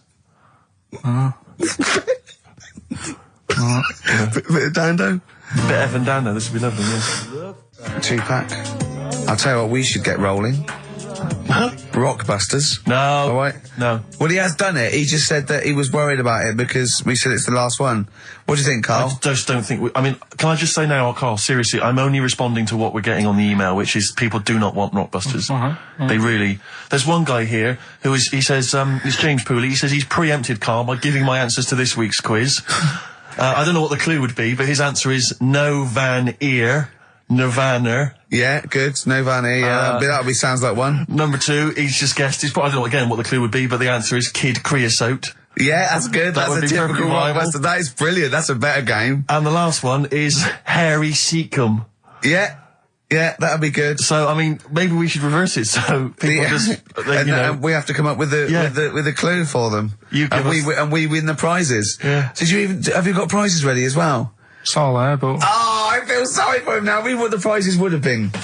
I'd rather just give them away to the first person to email in, frankly, than have to go through the torrent of Oh, Rockbusters. God! Look at Carl's face! I wish you could... Oh, can't we get this on telly just for Carl's face? Hey, I'll tell you what we could do, Steve. You know, like Smiley Miley and that used to take the Radio 1 Roadshow out? Oh, man, that would be amazing. Come on. Should we take it out? Hello, Bournemouth. Yeah, how many miles have I done? Don't care. No, Exactly. should we do this? How many miles have we done? Well, XFM's down the road. Yeah. 1. Yeah. Should we take it out the road just so they can see Karl Pilkington? To be fair, though, you're not really keen to leave W1, are you? Oh, we wouldn't. Right. So where exactly would we take the roadshow? We'd do it outside. Outside the building? Yeah. Right, okay. And what would you do? It's called a roadshow because it's in the road, and I imagine, isn't it? And we'd give away t-shirts? Throw in t-shirts, and then we'd have a Anyone's band. hat. We'd have band playing. What was that band playing tonight? I forget, something Diesel, was it? Yeah. See, instantly forgettable. I mean, that was my point, really.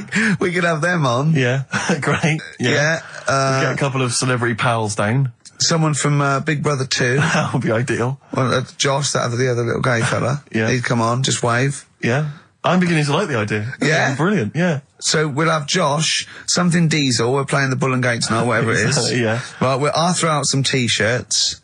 Yeah. And then, Carl will do a live Rockbusters. Yeah? Well, I don't know. Do you want it?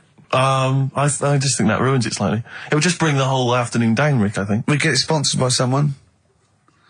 Yeah? No? Well, I'm just trying to No, sure, inject a bit of... Read the prizes, what we would have done. There's a PlayStation game here. I guess it's maybe not been released yet. It's a little demo of that. What's this? The American Song Poem Anthology. I don't exactly know what that is again, but lots of songs on there and a couple of compilations, arbitrary compilations, the Club Anthems compilation, the best summer holiday album ever. Wow. There it is again. You've certainly sold it to me, Steve. The best air guitar album again. Brilliant. And an old edition of Only Fools and Horses. So, you really haven't put the effort into the prizes, Carl. So if that's the prizes, if that's the whole point of the competition, and they're the best prizes you could conjure up, in God's name, how bad are the clues this week? That's why he doesn't want you to do it, Carl. Oh, we won't bother. Forget it. Doesn't matter. Good. Excellent. Well, that's resolved. Brilliant. That's excellent. What we have got, though, is Educating Ricky, haven't we? Well, another one of my little things. Oh, it's brilliant, then. So how long's this going to last before you want to get ditched this? Well, we'll see. A couple of weeks.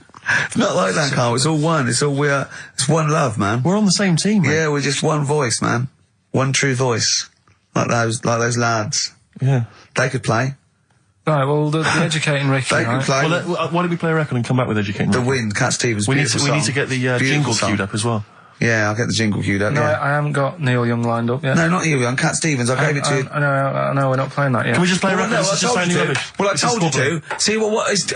See, so why aren't you playing the record I told you to play? Because we've just had something chilled, right, from Tupac. Let's lift it up a bit now with a little bit of blur. Right? Come on, play it. Oh, I'm not sure. I just have. Crazy beats there on XFM 104.9. Right, we're gonna do Educating Ricky instead of Rockbusters. Incidentally, on the subject of Rockbusters, we've just had an email from Phil. He says, I could do with this week's rather shoddy array of prizes, as I'm doing a car boot sale tomorrow and need a bit more tact to fill the table. Probably send it we to him. might as well do it anyway. Yeah. But Educating Ricky, it was a feature. Well, actually, about a year ago, I started a feature called Educating Carl because we found out he had 1 E at O level at history, and I'd educate him on things like Rasputin, things that I thought he'd be interested in. You know, Winston Che Churchill, Guevara. some of the greats, some scientific facts, and then I said it's your turn, and he started telling me about people born without legs. Some people have got a funny eye. There's a woman whose tongue's longer than her arm. And really, you know, turning the screw on education. Yeah. So, I don't know what he's got for me today. Maybe a dog born a cat. Let's have a look. We've done that one, we've done that. Is there, because often we should point out there's sometimes a crossover between Educating Ricky and Cheeky Freak of the Week, Yeah. just in terms of subject matter. Yeah, so we've done Cheeky Freak of the Week. We've done all the freaks. What have we done with the Freak of the Week? There's a dog. There was a woman that had the back legs of a dog. There was last week. What was last week? It was the girl who was born with 4 eyes, 2 mouths, and 3 legs. Sure. You weren't that impressed. So I thought if we've got to that and it's not impressing you, let's we are a spin that, tough let's audience, spin it, I let's admit. spin it. Let's move on. 50 Cent in the club on XFM 104.9. So, Carl's a little bit fed up today, actually whinging, I mean properly whinging, fed up, reckons he's tired, reckons he's overworked here. But, do you know what I mean, Carl? Everyone gets tired. Everyone gets tired. Everyone does the same sort of hours to you. What do you do, sort of 9 till 6, 7? About 9 till 7, 8. Well, no, because a couple of times this week I've sort of met you for a drink about 6. So, it's funny, isn't it? That's But weird. some of the times I've come back after it, just for another 40 minutes or something whilst no one's around, try and get stuff done without phones going, without emails coming in. Yeah, we got to do it. Can I tell you what I think's a disappointment? You're in the department. You got to do it. I just think it's a disappointment that Karl hasn't been able to put that aside and rise to the occasion. He's only got to do this show once a week. It's I 2 know. hours. I mean, you and I, we're tired. We've got you've got one job. We've got about 6. And we're still doing it. Do you know what I mean? We still do it. We still. Well, come you're a here. professional, Rick. I mean, that's why you've won multiple awards. Is because you're willing to get up there, even if you're feeling a little bit under the weather, even if you hurt yourself, you've got an injury of some kind. You're up there. You're doing it. Yeah. You're entertaining. You're providing a service. Yeah. So it's disappointment. Yeah, but I've pressed all the right buttons at the right time. Indeed. Right. That's what I get paid for. Yeah. Done that. The adverts have gone out. Sure. You know what I mean? I've made you cups of tea. It's the negativity which is a problem. It's the vibe. You're bringing us down. Bringing us down. And therefore the listeners. Therefore the listeners, bringing us down. If you don't like London, you know what to do. Well, I'm trying to get out of here, aren't I? We just bought a new flat. That's not the best way. Buy a flat in Manchester, live there. Doesn't matter. I can always rent it out and make a little bit of money. Why don't you sell the flat in London and buy a street in Manchester? Pilkington Avenue. You could literally be the lord, the king of that street. People could come to you like Solomon with their problems. Yeah. Well, he's come up from London. He's got London ways. Okay, let's have a great show, everyone. Oh, yeah, good luck. Good luck. Right, that was Jane's Addiction, Just Because, on XFM 104.9. Right, everybody up, let's give them a great show, yeah? 2 hours of, like, fun chat. Let's keep it, let's keep it cutting edge. Let's not be too, I mean, that's what the listeners of XFM would, oh, no, it isn't, is it? No, because, hold on, wait a minute, because we came in yesterday and did this little skit, didn't we, where we bleeped it out. A little sketch. It was quite noisy, quite controversial. Karl called me last night, and we're not allowed to play it out. We've been censored? Yeah. Interesting. Yeah. So it's a cutting-edge alternative station, wants to push the boundaries, wants to be thought of as rock and roll, a bit punk rock. Yeah, because I said something like the Radio Authority. I bleeped it out, what I called them. Yeah. But, couldn't do it. Done it before. Censored. Couldn't do it. Censored. Karl agrees, though. What's your thoughts, Karl? You agree with that? Yeah, I agree, yeah. Why? Well, what's the point?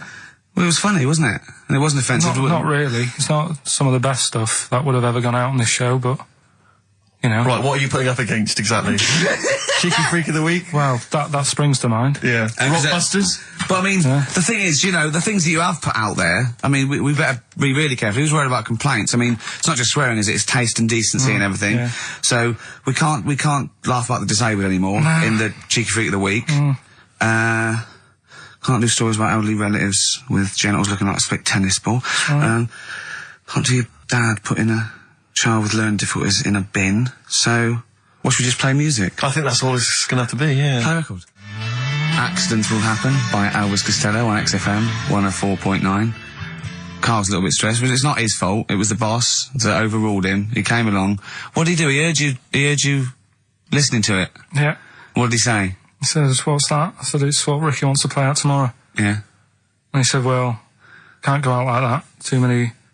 But they're all bleeped. We bleeped the swear words. Yeah, but he didn't want it to go out. I mean, you got to remember, right, you came in yesterday to have a chat about what we're going to do. Yeah. One of the topics that I said, let's talk about, which I came up with, was...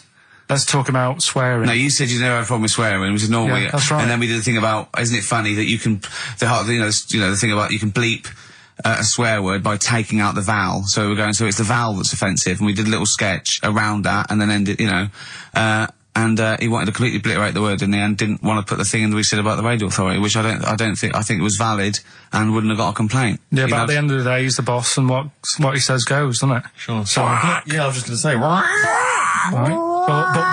But what you got to remember is what he also said is if you want to pay the 70 grand fine, then go ahead and do it, Steve. There wouldn't be a 70 grand fine there, would there? Well, you don't know what it'd be. But will you pay it? Will you pay for my mortgage? Will you pay for his mortgage? Will you feed his kids? He wouldn't be fired. What do you mean? Well, I tell you what, if it's not a fine, we'd lose the licence, then we'd all be fired. Right. When you're sat at home. Do you seriously think you'd lose the licence for that sketch? Well, does he really seriously think you'd lose the licence for it? It is not the worst thing we've ever put out or done or ever will do. Yeah, but it's the fact that he said don't put it out, and you're like, throwing your toys out the pram. I want to say it. How old are you? But you still want to put swearing out. It's a discussion about the Radio Authority and the way people are interested. Yeah, but leave it. Let's move on. Don't get annoyed. Yeah, but I'm annoyed because you've been at it since about 12:30. I know. Well, I like to get in early to plan the show. Yeah, but there's been no planning. So, to be honest, I'd turn off today, anyone listening, because there's nothing. Carl, there's never anything. There is. There's sometimes some good things, but today, seriously, What is it? I'd leave Name it. us something half decent that's been on this show. Loads of little interesting topics. Go on, I can't remember any. Right, gays in toilets. Yeah. Not particularly interesting. Fascinating to you, perhaps. Right, well, I'd prefer to hear that than just a load of swear words. Well, a lot of We people find that offensive. wouldn't have heard any swear words. We'd have heard some bleeping. Right then, so that's entertaining, isn't it? Load of bleeps. It's just because you don't want to stand up to your boss or say anything. Don't get annoyed with I'd us. stand up to all, if I agree with what I'm arguing about, but I'm not falling out with him over some crappy thing you want to play out. Don't say crappy. slag it off. Well, Don't it doesn't say matter, crappy. because I'm not here Actually, next week, I tell you that. I've canned this in. Don't right? say So if crappy. Andrew is listening, Don't Someone else say can be here next crappy. week. Play a record. We apologise for the word crap. That's out of order, we should be. Big Sir. The Thrills on XFM 104.9. Started off another nice atmosphere again in the studio. Don't blame me, it's not my fault. No, I know. Well, it's your fault, mainly. Yeah. You are bad. You are quite bad. Come on. Don't Come on, you are. Don't try and win him round just because he scared you. I don't know who's that against. Is it me or him? It's I you, don't yeah. know. No. It's you. Right. Well, I'm not a coward. No. I'm not a coward. Okay, I'm but- just thinking of the listeners, Rick, and I just want them to be entertained. Yeah.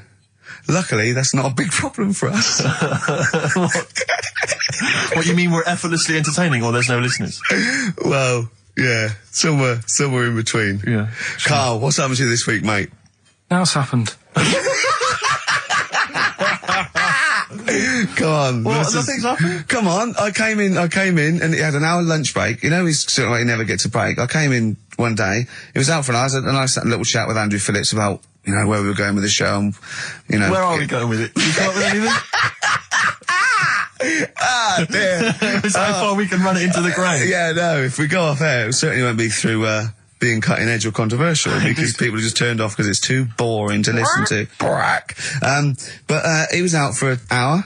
Having a lunch break for an hour and I know, always saying yeah. he's too busy. I know, yeah. It's interesting. Actually, on the subject of that, I noticed Dan here has emailed in. He says, I was listening to last week's show and I think Carly's taken his job for granted.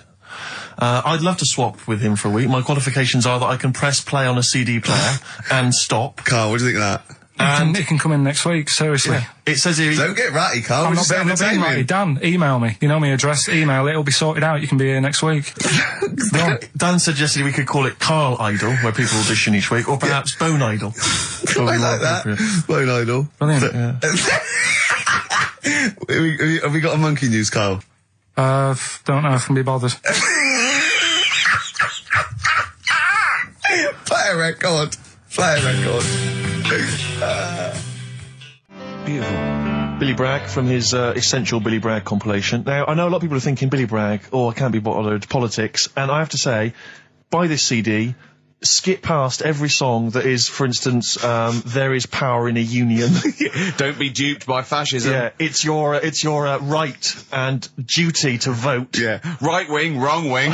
Exactly. Ignore all that. But Just listen to the love songs. His love songs are beautiful. Yeah. It's fantastic. New England. Tonight I celebrate my love for you with a pint of beer and a new tattoo. It's great. Brilliant. Yeah, lose the ones about, Exactly. Striking. Yeah, exactly, because we know what we think of that. So, I heartily recommend that. Carl, we're on happiness. Carl, Yeah. I'm trying to explain Carl's to Carl that happiness. the aim to, is really to get on a 10. Yeah. For Well, I like happiness. the He's fact on that he 4. started on a 9. But I love the fact he's happy with 4. Yeah. I love that. No, but what I mean is, right, I'm not looking for, like, happiness. Right. I'm You're not alright. looking for happiness. What? What's that for? What I mean is, right, I'm happy when I'm not fed up. So what I mean is, I'm happy... Is this your new book, Psychology of the Mind? What is that? I'm happy when I'm not fed up. That's like an 8-year-old trying to explain happiness. Johnny, what is it when I'm happy when I'm not fed up, miss? Well done. Good boy. That's it. You're happy when you're not fed up. Talk like an adult. Yeah, but that's what I'm saying to you, though. What? I'm happy most of the time. It's just that when things niggle me, I find that... I realise when I'm annoyed more than when I'm happy. But Carl, every time we talk to you, you are whinging about something. You've got something that annoys you. But he's one of those people that if he whinges loud enough, he gets away with it. Like he's in here, I think he goes, I'm really busy. I come in and he's doing nothing. He's chatting, because he's having big, long chats with everyone about how someone's wound him up. Yeah. And they all come in and they go, Carl's fed up. Because he's got this show. You know what I mean? He's wormed his way. But hang on a minute. You came in moaning about the Post and that today. Yeah. Well, everyone's annoyed and frustrated by that. There's small businesses going out of business. I'm not. You haven't heard me. No, you're not, about because that. who's sending you letters? No one. You've got no friends. friends. You've said that yourself. Yeah. You've openly declared you don't want friends. They're too much hassle. Yeah. Yeah. Yeah. Yeah. Yeah. That is my joy. Friends that is the point of life to me. I can't wait to see them. I squeeze their head. I welcome them in. Oh, they annoy me. They annoy me. Annoying me. I love it. Friends are annoying. He's even scared of doing something with a friend or getting a gift because he goes after buying one back now. Yeah. It's sort of like life's a bit of a chore for Karl, isn't it? Well, anyway, all right. Let's leave that aside. Obviously, you're never going to be entirely happy, although apparently you are already on the brink of happiness. All you No, had to say was your hair looked nice. That's all you had to say. Yeah, it looks good. Yeah, and that's it. End of story. What's the point in that? What is the point in that? Because she doesn't really care what you think, but she doesn't want to hear that she looks like Dave Hill from Slade. She's not having her haircut just to please you, Karl. Despite what you might think. He's taken aback by that. Yeah. I was with Joe Cornish last night. Went to a little do at Jonathan's house, and Joe was there. And he walked in, and I was taken aback by how tall he is. Sure. Because I'd forgotten, and he's about 6'4", but he's unlikely to. Do you know what I mean by that? It's sort of like some people surprise you. And he was going, I don't consider 6'4". Big. I said, well, it is pretty big. I said, but I know what you mean. I walk around with Steve Merchant. Yeah. And he went, how tall's Steve? And I was 6'7". Yep. And Joe went, oh, that's nearly a disability, isn't it? Do you know, he's absolutely right as far as I'm concerned. No, do you know, I genuinely, since school, I used to go to school with a little disabled fella. Lovely guy. No, I swear to God, lovely guy. And I remember he came in when we got in the sixth form, and he'd basically got, I don't know what the ins and outs of it were, but as far as I could tell, he'd got a car for free. A specially converted car. Yeah. You know, because he was disabled. And he was driving that around. Same as Karl. Me. I need this, I need that. But it seemed to me that I was thinking, well, why can I not get something similar? Because there are some cars I can't fit in. Because I'm too tall. I genuinely cannot drive the smaller cars, the cheaper cars. I'm obliged to buy a more expensive, larger car. Because I can't fit in the tiny one. That's like saying you've got to pay more for your shoes because there's more leather, which is true. Which is absolutely true. It's a nightmare getting shoes. But fat people have to pay more. Do you know what? It's a nightmare getting chairs, comfy chairs that I can sit in the home. I sit in a chair for very long, my back's killing me. Now, how is that not a disability?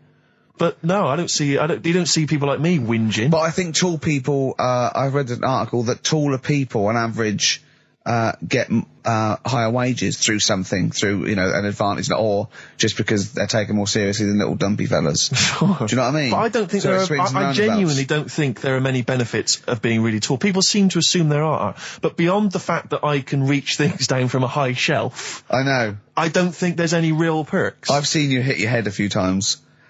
That's a disability. I know, I have seen you hit your head a few times, and I think, oh God, that must have hurt. Obviously I'll make sure okay and then laugh. Of course. But I know it must be annoying. Thanks, mate. No, but I mean, there's one pub in Soho that he has to go down backwards. Yeah. He has to lean back, it looks like a limbo dancer. Yeah, they've almost got to lower me in on ropes. I always find it amusing.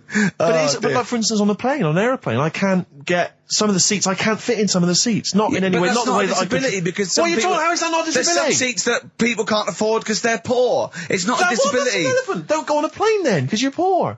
But if you can't afford to go on a plane, you can't afford to go on a plane. You should have studied hard at school. But what annoys me about that is there's a physical disability I was born with. There's a weight allowance, so I might not be allowed loads of bags on, but there might be a big fat pig in the queue who's allowed the same chocolate allowance as me. That's because they've been eating like a bloater. I couldn't stop myself from growing this tall. It wasn't a conscious decision. I didn't think, I'll tell you what, I won't smoke when I'm a teenager. Maybe I'll shoot up.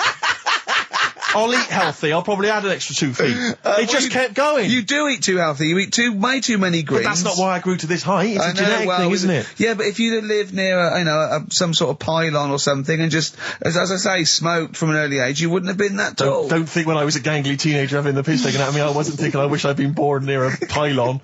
Could you? Or Chernobyl. Could your mum or dad, could they have banded you like they did with little, didn't they do that with someone's feet? Well, yeah, concubine, yes. I didn't come out this tall, did I? No, but slip it in the blood. And how would they bandage it? They'd have to bandage him round the feet and round the top of the head. Yeah, I'd be walking around like a mummy. Yeah, or a bonsai boy. But people didn't really realise I was going to be this tall until I was 14 or 15. You know, you don't realise when you're an 8-year-old. How tall were you when you were about like a gangly, a typical gangly teenager, 15? How tall were you at 15? I don't know, 6'5" maybe? And I bet you were like a beanpole, weren't you? Of course. Yeah. And what sort of glasses did you have? Cool. Now, what did you have? I don't know, a monocle. No, I can't remember. Didn't you wear a bow tie once? Did I wore a bow tie? I thought I was trying to preempt the styles that might be coming around. I think I've been watching a lot of George Formby films. And I thought it can only be a matter of time before the bow tie comes in. I thought it might be quite kind of urbane and debonair. Yeah. So what that was for? Robin Day at the height of his fame think he might around this time? Yeah. Yeah, I wanted to go for that dandy look. I thought that's what the girls would go for. I know, the yeah. dandy. Oh dear. So I I still want to adjusted see you with a pipe and trilby. Yeah. I just think you'd look great I like walking wear on a the street. boater. Yeah. But Oh, I dear. genuinely, I really, it does frustrate me that I don't get any allowances It for being doesn't count brutal. as a disability. Well, it does count. No, it doesn't. It's not a disability being 6'7". But how There's- can you explain, for instance, travelling on a bus or a coach? There's some the seats I only can't disadvantage sit in. is people look. I've seen people stare at you, but they stare at me because I've been on the telly. Was that a disability? Are that people being recognised? Yes, but you could avoid that by not being on the telly. It's your choice. This is Yeah. my point. It's your choice. Yeah, it's the same okay. as the big fat people. It's their yeah. choice. It's a different sort of stare, isn't it? I've been there. Yeah. When, the sort of stare that you get and the sort of stare. Well, obviously, sorry, Steve, but I'm gonna, follow up this inquiry. What do you mean, Carl? No, so I'm just saying it's more of a stare of fear than, like with you, they go, oh, it's him. Yeah, go on. Whereas with you, it's more like, jeez. Do you know what frustrates me? I thought he did deserve having a Monday off. I've changed my tune. Yeah. Sometimes you don't realise this, listeners, but sometimes I'm an intermediary. I do step in when he's winding him up, because Yeah. Carl gets to the point where he's going to explode. Yeah, and It's Steve says, crazy. okay, Jeff, leave And me I for a step little while. in, and this Yeah. is the kind of response I get from Carl. This is the kind of back chat I get Well, I from tell him. you, he's a little user. I'll tell you what, because he's too scared of winding you up, because he knows that you'll just walk out of here and he won't get his Monday off. Absolutely. Play a record, you little oik. Weasel. You're a weasel. Lou Reed, with a little help from David Bowie there in the background. Satellite of Love on XFM 104.9. I'm Ricky Gervais, with me Stephen Merchant and Karl Pilkington. Now, Steve, you know how Karl won't do anything outside his jurisdiction. He moans about stuff. Whinges He's got constantly. one job. We're doing about 5 things in the week. Always plate spinning. We just turn up and he's always available. He moans about it. He goes, oh, lucky you caught me, right? He's chatting. He's one of those people that, whinges enough and people think he's overworked. So he got Mondays off, right? He's just a whinger. Yeah. I haven't He got won't- Mondays off though, have I? Yeah, well, anyway, 2 hours on a Saturday. This is what the phone message he left me Wednesday on my mobile. But I just is chatting about certain things that are going on at the moment. What he does need to know. Duncan, who mentions, is my agent. And, you'll understand a few other things. But this is the sort of message I get from Karl, right? Whinger. Old messages. Alright, 12:10, Wednesday. Just getting loads of people calling me all the time about shit. Yesterday, DVD's signing for BBC London. I don't work there, but I've been dragged into that. I've got a woman on leaving a message from Talk TR going on about, do you want to go and see Pop Idol again? Right? They're just saying you and some listeners can go. So I'm sure you'll love that. I've got Jim Benner wanting you to introduce the tin buckets at the Astoria. So can you just let Duncan know that I'm doing his job whilst he's sat on his arse with his thumb firmly up his arse? Can you let him know that I'm running around like a here sorting shit out for you? Alright, see you later. Message left So, at 12. do you know what I mean? I know, but that's the kind of phone message he's leaving. Do you remember who he was before you... But he's started working even with him? annoyed that he gets a phone call. I remember he got a phone call for you to do a voiceover and didn't pass it on. You missed a voiceover. That was thousands of pounds. No, I did pass it on though, I told you. You I did, said a you woman. said someone had phoned. Yeah. That's not good enough. But who's that? Well, she didn't say, and I didn't ask. But Of it's course not my she job to do it. said. She didn't say. Rubbish. So you didn't take the number down? Just when she went, oh, can you tell Steve to call me? And you went, yeah. Yeah, well, I just thought you'd know her already. I should have known. It was a woman, so I should have known. He's having a go, you see? Unbelievable. I don't know how it's come back on me. You're the one who was picking on it. Yeah, exactly. I'm saying. I'm defending. Why is he having a go at But you? he never Because picks on Ricky because he knows you are his bread and butter. Seriously, do you know what I mean? The only reason he's got Mondays off is because you're still doing this show. Yeah. That's why he's scared of you. That's why he's he has a go at you on the phone, but he always picks on me because he knows, I'm a pushover, I'm a nice guy. He's scared of you. I can't believe I don't know how it works. Is that true? Steve, I'm always sorting you out. I look after you. Sorted you out with tickets. I sorted you out with lager I got out. you today. Why are you picking on me? What do you mean you're sorting about tickets and lager? What's this? Right, whenever you want tickets. Yeah, sorry, I don't want to use this as like moaning time and that, because I don't like to moan. I'm busy and that, right? I've sorted you out tickets for gigs. Yeah. Right? What somebody doesn't even turn up to. Yeah, we won't even go on about that. Yeah. Right? Lager. He got sorting out the Cure. He complained it was boring. Yeah. There was that big drum of lager that you had, and you said, "Oh, put that in your room for me, because I don't want to carry it home." Right? Lazy. So I said, "All right, then I'll put it in my room." It goes missing. It gets nicked. Then you have a go at me because it got nicked. Yeah. I get you another one. You make me carry it around town for you for half an hour. Then you say, "Oh, I can't be bothered taking it home. Can you take it back to work for me?" Yeah. But interestingly, this is like a year ago, so it's obviously it's still pressing on you. Oh, hang on, and I forgot the one when we had an argument over 50p. When I went out you for a didn't want coffee. to give me 50p back that you owed me. That was the same day you'd given him about 40 quid worth of lager. But see, this is my problem. This was my point at the time. It's not the 50p in terms of money is not what's important. The fact that you think you don't have to give me money back because it's only 50p, that was the point at stake. It's me who makes a decision. Oh, don't worry about the 50p, not you. It's only 50p. I'm not going to give it to you. Do you know what I mean? There's got to be rules, otherwise it's chaos, Carl. Come on, mate. All right? I don't want to fall out about No, it. that's not all right. Should we kiss and make up? Do you want that? Do you want to do It's that? all right. Yeah. Well, should we play a little record and come back to this? Because I can't believe it started with you slagging him off, Rick, and I've ended up I know. as the monster. I know. Bit of R.E.M. Yeah. I was walking away from the show last week. I was walking towards Berwick Street. I like to look at the records and the record shops. And I was on my mobile phone, and I was chatting away to someone, and what can only be described as a prostitute Go on. stood on the street corner. Was she a woman that gives you sex for money? Yes. That is a prostitute. Yes, that's what I thought. Go on. And as I was walking by, she said, "Do you want to buy sex?"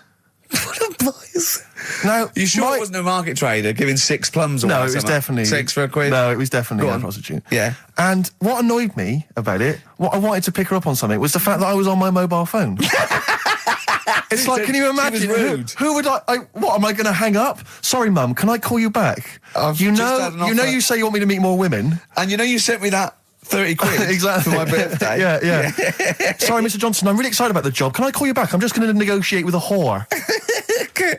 And it was just sort of, you could tell that she was clearly probably desperate for crack or a latest fix of smack. So she was literally the normal etiquette of prostitution. You know, that they hang around, they show some thigh. I've seen this in They films. will woo ya. Yeah, They exactly. will- Yeah. Take you out for a meal, that I sort of know, thing. straight That had sort of into gone it. out of the window, and she Yeah, was just sure. there, desperate, running around Did the she go out of a streets. window? Like a Because that's zombie. another thing they sometimes do, specialist Exactly. ones. But I was Yeah. shocked because I've never been propositioned before like that. Really? In London. That's weird, isn't it?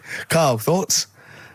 I think you'd be sort of approached a lot because they tend to sort of go for people who look like they haven't got much chance. Sure. And I'm not being mean. No, you know no, what I mean? no, I've known What do you a you long mean? time. and Sorry, stuff. I'll let you go back to it. In what way aren't you being mean? By saying that No, Steve... go on. Steve knows is a little bit odd looking. I don't think... Well... No, he does. Do you know? Yeah, before, no, but it's not what he thinks of his looks. No. It's what he thinks of you talking about his looks on... No, but it's on. like how you were talking before about, you know, your eyes are bad. It's nature's little way of saying, look, nothing to see here, right? I don't get that! I don't know what you mean. But when you look in the mirror and that, they've gone, look, he hasn't got the looks, let's make his eyes bad, right? Yeah. Nothing to see here. Yeah. That's what I'm saying, See, they're I- balancing it out, right? Yeah. And it's funny, right? Now we're on the topic. Sorry, Right, I wasn't- Johnny Depp. No, listen, but... I'm gonna... My chest is gonna burst at this moment. Whenever we go because- into this conversation, I always think to myself, Carl, do you know what you look like? I'm gonna burst.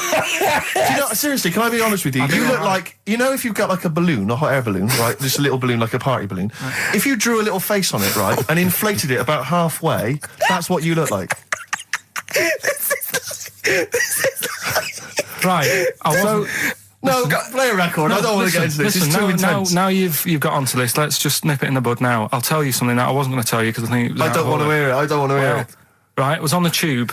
Right, well, I was. Someone told me they were on the tube. Right, and the tube pulled into a station. Right, and one of the women saw the poster that's out at the moment with you and Rick on it. Right. Yeah. So this woman apparently goes, "Oh look, there's Ricky. Ricky's on the radio." Right. And the other woman goes, "Oh yeah, don't you listen to it?" So she goes, oh, I didn't know he was on the radio. And she goes, oh. I'm sorry, Steve. Look at... Because he didn't make it sound this bad. She said, oh, look at that person he's with. So she goes, yeah. She said, that's Steve. She said, I was sort of aware that he looked odd because Karl mentions it on the radio. Yeah. So it wasn't as much of a blow to me, but I can see how it was a bit of a shock to you. Yeah. So that's weird, isn't it? Yeah. And that isn't me sort of telling this woman to say anything. That was all happened without anybody else sort of bringing it on. Yeah. Do you know what I mean? Yeah. So... Was it...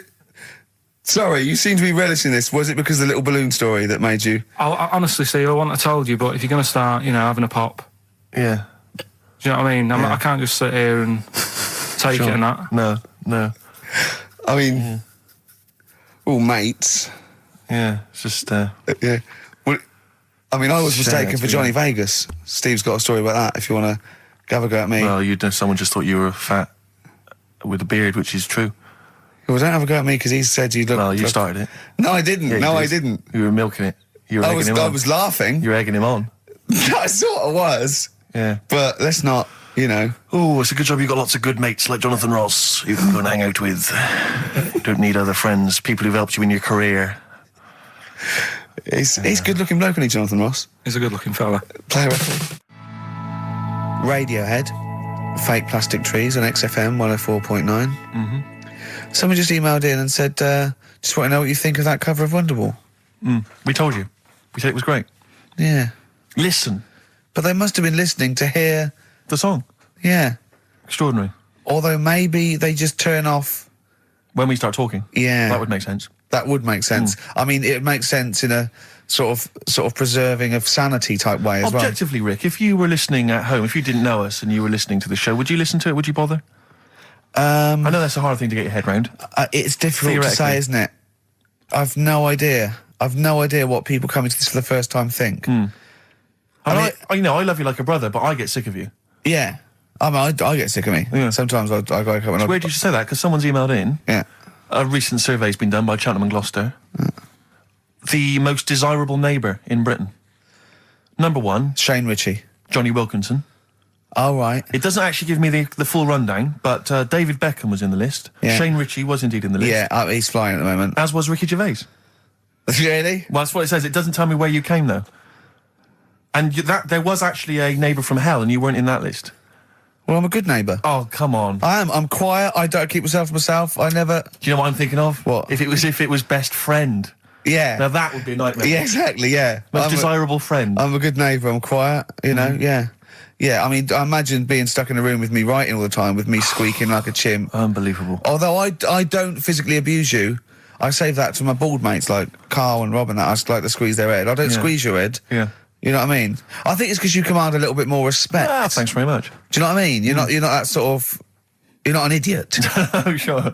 All right, Carl, got anything to say? Has anyone seen his picture in Heat this week? It looks fantastic, doesn't it? Do you know what Steve said when he saw that, Carl? Go on. He said, it has captured Carl. What do you mean? Well, you just look utterly gormless.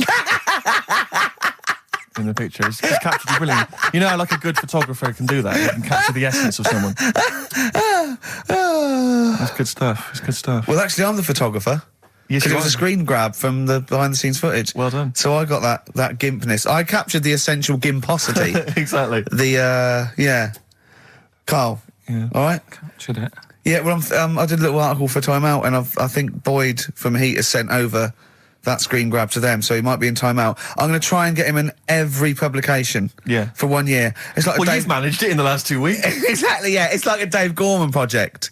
Are you Karl Pilkington? Yes. Let's do that, shall we? If anyone's got a publication, it doesn't matter how little, just take it from Heat. That's mine, so you're welcome to it. Just try and just put his picture in anything. Next to round things is best, isn't it? That'd be good. You all right, Carl, with that? Yeah. All right, then, good. What have you got for us, Carl? I'll tell you, you're going to go along later to the Live 8 gig, and you're probably going to see some bands that are going to make an effort to entertain you, but if you want entertainment, Rick, you know it. Go on. There's only one person to book. Go on. Me.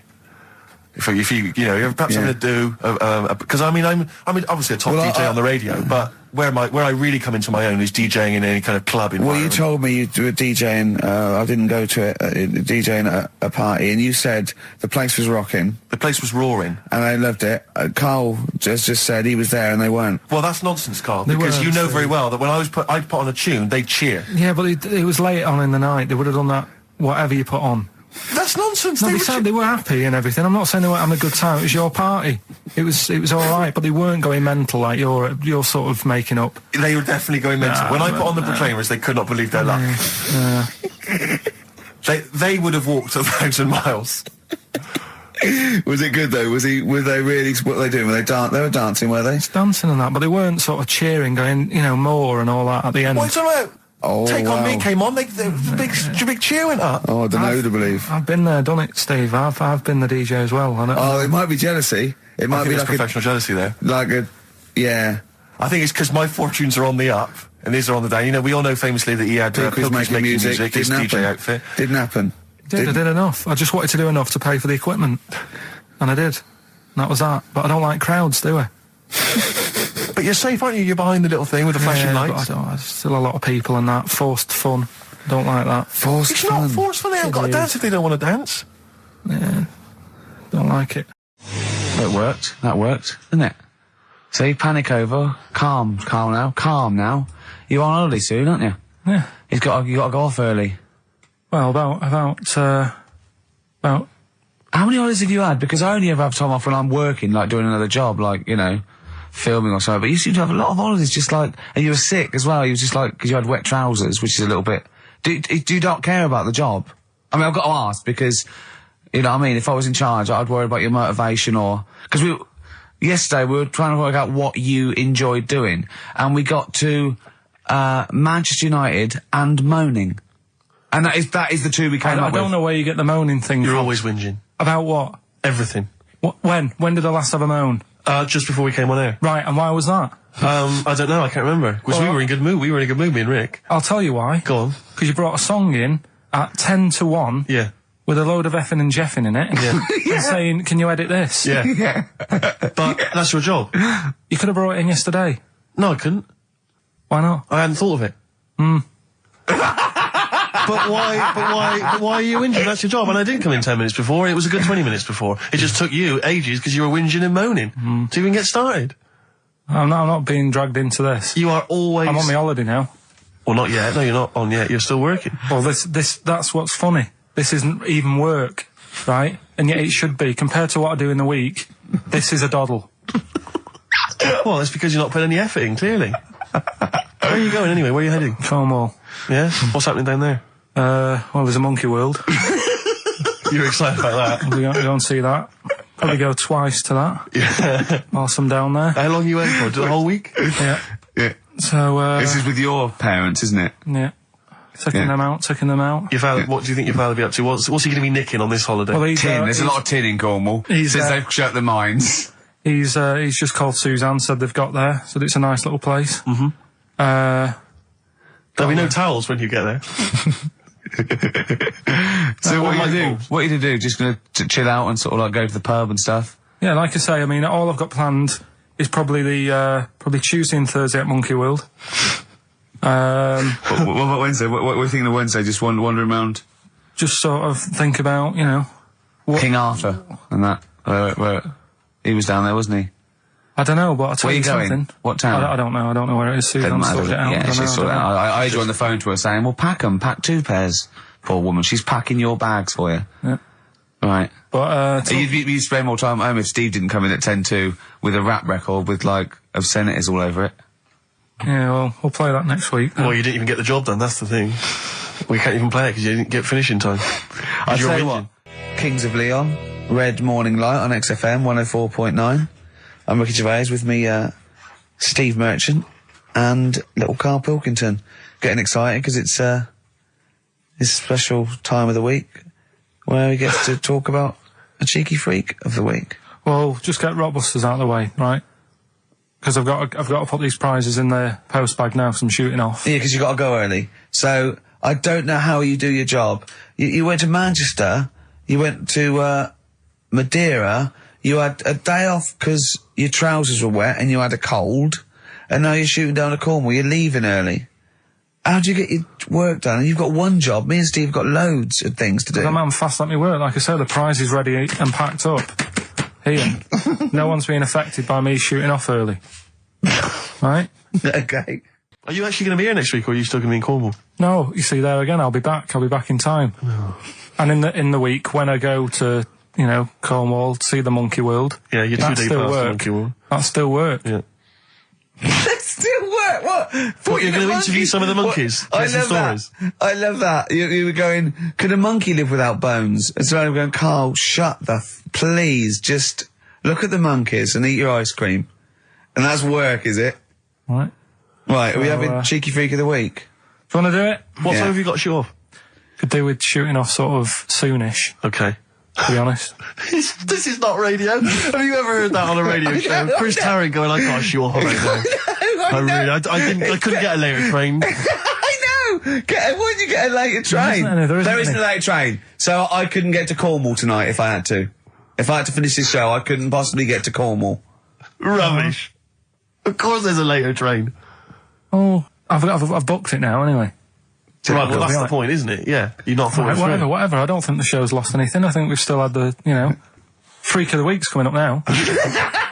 This week. That's what I'm saying about Freak of the Week. It's to get people thinking, right? Thinking how lucky they are. That, you know, they don't have to comb their face.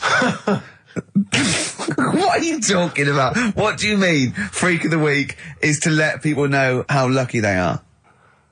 Just, what about the little freak you're talking about? What are they thinking? They're going, oh, he's talking about me. I'm a little hairy lizard man on a stick. Pop in, give us a call. I thought, you know, that's what I'd like to do on a TV programme. That's what I want to do. I want to go and, like, meet these people and say, right, let's just go shopping. Let's, you know, we'll film what your normal day's like. Yeah. Let's pop out. Nip into Sainsbury's or whatever. Yeah. You know, buy a comb. Park right up close to it. You know what I mean? Yeah, yeah. So what you're saying is you just want to get a little message out there, which is that there's always someone worse off than you. Well, there's proof of that in this room. You know what I mean? Oh, Carl, when's your train? In a minute, I'm going to get going now. I'll see you later. Thanks, Carl. Brilliant. What are you planning to play a song? Kirsty McCall. Yeah. I'll see you later. Kirsty McCall, New England. Karl Pilkington has left the building. He's rushed away. He's on his way down to Cornwall. And we're left by ourselves. Indeed. In the room. See, if we can do this... If we can press all the buttons and not make any mistakes, strictly speaking, there's no need for Karl. I don't mind if we make mistakes. Well, no, exactly. We never were in the old days. No, sure. I think Karl is going to love Cornwall. Because I think, one, the mayor is probably an animal.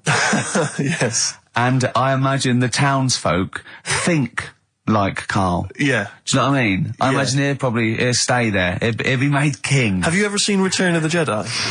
In Return of the Jedi, the Ewoks, the little furry creatures, they see C-3PO, and because he can talk and he can speak their language, they actually elevate him to godlike status. What are you doing here? Hooray! He's back. What are you doing? You could have stayed till the end. I'll see you later. What are you doing? What are you doing? Right. Right, well, there he is. He's on his way. Yeah, if you're listening online in Cornwall, I mean, I can't imagine that's ever going to happen. But, you know... on a clothesline with a bean tin at one end and a big bean tin in London. Or if I'm cool in London. Yeah, or if the foil helmet you wear to fend off laser rays from aliens out of space are somehow picking up the show, then Carl's on his way. Look forward to meet the bold one. Because he's got a sort of like, you know, the obligatory sort of red face that would go well down there now. Because I think he's been out in the sun, or he was... pre-boiled when he came in. But he's rushing down to Cornwall now, going from Paddington Station. So, you know... If you're in the Paddington Station area, you want to pop down there and sort of wave him off, then do. Yeah. Don't be afraid. That's not a dirty sexual act.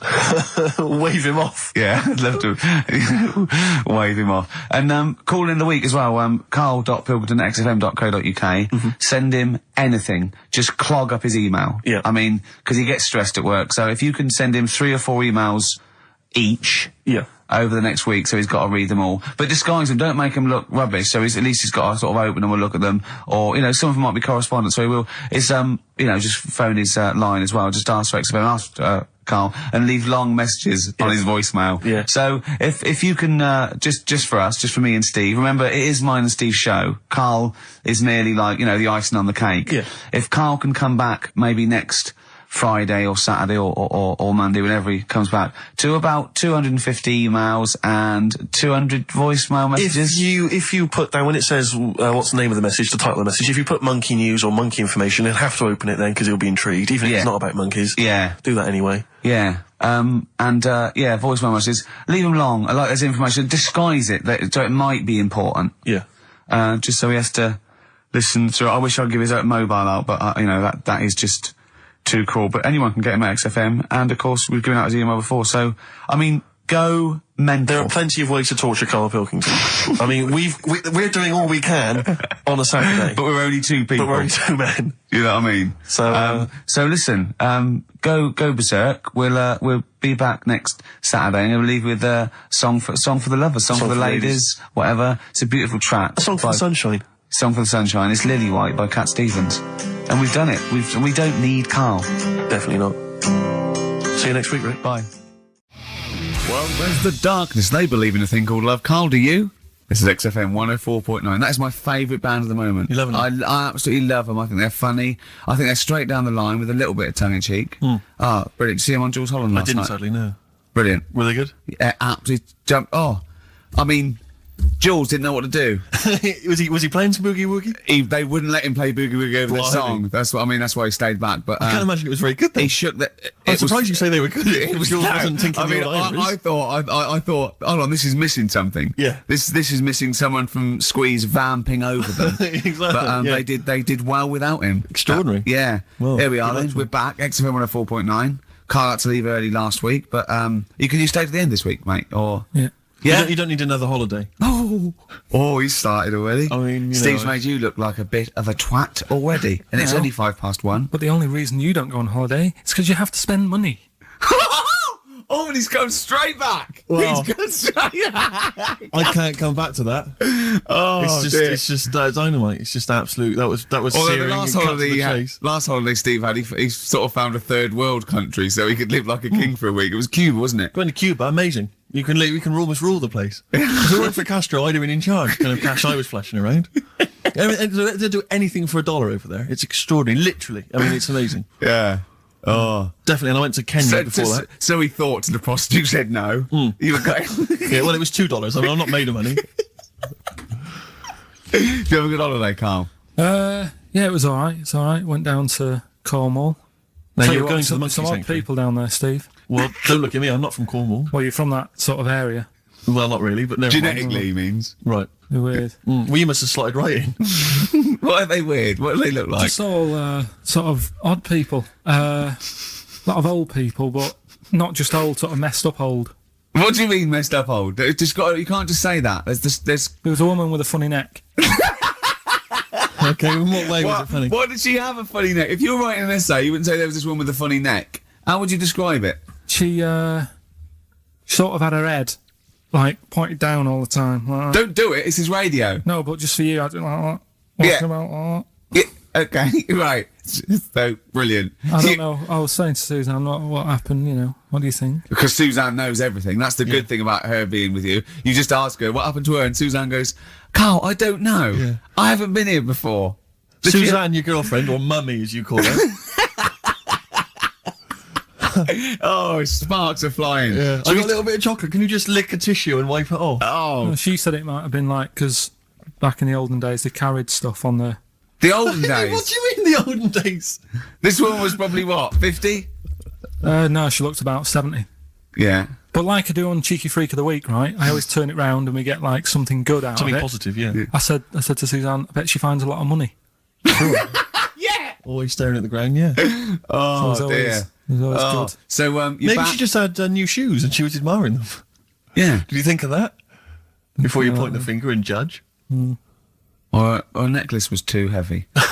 Exactly. So, you're back refreshed. So, what have we got for this week? Have we sort of... Because we didn't meet last night, which we usually meet No, sort of I Friday. called you and said it'd be good if we could, you know, I wasn't getting back into London. Well, I was up until for it. I was up for it, 7:30, you know. but Yeah. but we all need to be there. It's not Yeah. just me and you being there. Yeah, so Yeah. No, you're right. I mean, you're absolutely right that I wasn't there yet because I wasn't willing to just be governed by your particular schedule. You want to jet back in from another of your holidays It wasn't a at holiday. 8 o'clock. Wasn't a holiday. That Well, was, so what? You What were do you out mean? of town. What do you mean it wasn't a holiday? What was it? it was a treat, wasn't it, for my mum and dad? So it wasn't a holiday. I What, took so them you away. didn't enjoy the 5 days off? You'd rather have been here moaning 8 hours a day, 7 hours a day. You see, we said last week that you're always whinging. Here you are whinging now. I'm not And you're moaning. saying it's not even a holiday. You're saying it's not even a holiday. What was it then? Would like a nurse who take sick children to Florida, would they say having a great holiday? Sorry, what particular ailment did your parents have for the week that they had to fly in Karl Pilkington, MD? Yeah. What are you talking about? Well, all right, it was a holiday. Well then, good. Now some honesty, now some truth. So you came back from your holiday, you wanted to start back to work straight away, Steve couldn't be bothered to meet. Is that what you're saying? That's what I'm saying. So we've got nothing prepared for this. Well, you can rely on Rockbusters. Right, that's We've coming got up. nothing. Monkey News. got Even a though bit you of were some- away, you were still working. Still doing stuff. Did you go to That's- the Monkey Sanctuary? I'll tell you about that. Tell us about it. Play a record. All right. Do you want a Smashing Pumpkins? Smashing Pumpkins. I thought an old classic from them, Cherub Rock. Yeah. Smashing Pumpkins, Cherub Rock. That, of course, Rick, is available on their greatest hits. Brilliant. If you want. I mean, that's how I rock. So Yeah. I know they. I'm very much the shape of a cherub as well. Well, indeed. Naked with a couple of and a rosy big arse. and a trumpet. Yeah. Do they have trumpets? I don't know. I've just had an email here. Monkey News Yeah. from a listener. Monkey spotted holidaying in Cornwall. A chimp was spotted holidaying in Cornwall last week after befriending a family of 3. One onlooker said, "It was incredible. He dressed and behaved exactly like a human being. He even settled the hotel bill at the end of their stay. The only telltale sign was his lack of table manners and the incoherent babble when he opened his mouth." There we are. So Well, what do you think of that, Carl? that's the listeners, Carl. That's Joanne. Amusing, articulate, accurate. She remembered Accurate. exactly who's there and everything, setting in the bill. It's all there. So, I mean, even though people think that you're slightly simian, slightly less than human on the evolutionary ladder, they do listen to you. So, I mean, I don't know who's more stupid in the end, you or the listeners. Well, you may recall, Rick, at the end of last week when Carl had to shoot off early, we issued a little request for listeners just to bombard Carl's email with just pointless emails that really weren't about anything, just to clog up his email for when he returned. Yeah. Rick, they sent them all to us. Brilliant. I mean, that's the kind of listeners that we've got. We've got reams here on our email of just junk. I mean, it's like a Marx Brothers plot, isn't it? I mean, just ludicrous. listen. Listen to what we say. I got one about a shaved cat. Well, that's not pointless. I'll be reading that later. Oh, it's yeah. I'm happy. That'll keep me going for a couple of weeks. I'll be reading that later. Did you get to the Monkey Sanctuary? Because this was the big thing. You were going into Cornwall, you were going to visit the Monkey Sanctuary. I've never seen someone more excited. You had 2 days put aside for the Monkey Sanctuary. How did it go, Monkey World? We were on our way, right? I found like a little, in the little cottage that we had, right? It's like a little folder, with little leaflets in saying if you're into mountains, you want to go here. Yeah. If you're into castles and that. Here's a Little castle monkey world. on the leaflet, right? So I thought I'll be needing that. Took that out, made sure that's safe and that, right? We get in the car, getting ready to go. My dad says, "Where is it?" I look on the back. It's in a place called Low or something like that, right? Yeah. So we're on our way. Can't believe me luck. It's going to be a great day and all that. Yeah. And then start looking at the leaflet, right? And noticed didn't have any chimps there. Yeah, it's not Monkey World. It wasn't a monkey world. Well, what was it called then? Something like Monkey Town.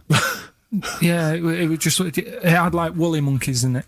That's what They it had was. what? Woolly monkeys. What are woolly monkeys? Those things, Johnny Vegas off the advert. Right. Read to them. They're dumped now since ITV Digital went under, so they just put them in a cage. I don't They're understand. woolly. They're like they're sort of like little fluffy little baboon type things. Woolly monkeys. I mean, it's not your chimp. It's not your classic chimpanzee. So did the car screech to a halt? It was like Yeah. it was like the mission in Armageddon. As you said, abort. We're on the way back. So how far had you got before you bothered to read the leaflet? Probably about 5 miles away from where we were. So what did you do with yourself? You must have been distraught. we Well, went they to broke down and then they heard banjo music. Yeah. Down. No, we went to a sort of an amusement place. Arcade. I'd love to see you in that. What, with putting those coins in so it has to roll down and they go flat and then an arm pushes There them. was one of them. Really? But I I'd worked spent out it was years a on that when I was little. Well, there's a new one. I can't be bothered explaining it, but it's a con.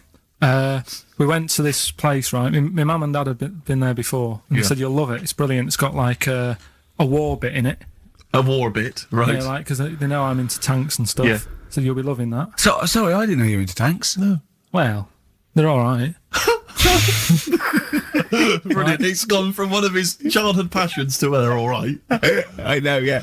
Go on. And but it was awful. I mean, my mum and dad had been there before, and he said, "No, you'll love it." But it was like a really miserable day. Sure. Right? All the rides and that were broke. Yeah. It just reminds you of Manchester. My dad just ended up.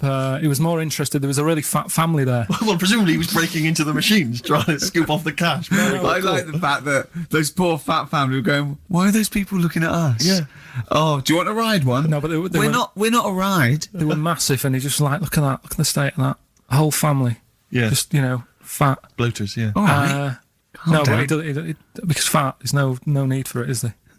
And he was really like, oh God. And then he wanted to follow them into the House of Mirrors to see what they'd look like. But my mum had got bored. She went off to buy a little Snow White figure. She couldn't believe her luck. It was only $2.99. Yeah. She thought it was going to be really expensive. Sure, so she bought one of them. Yeah. So she enjoyed that. And then my dad says, come on, we go in. It's rubbish, this. What, the fat family wouldn't let him play with them?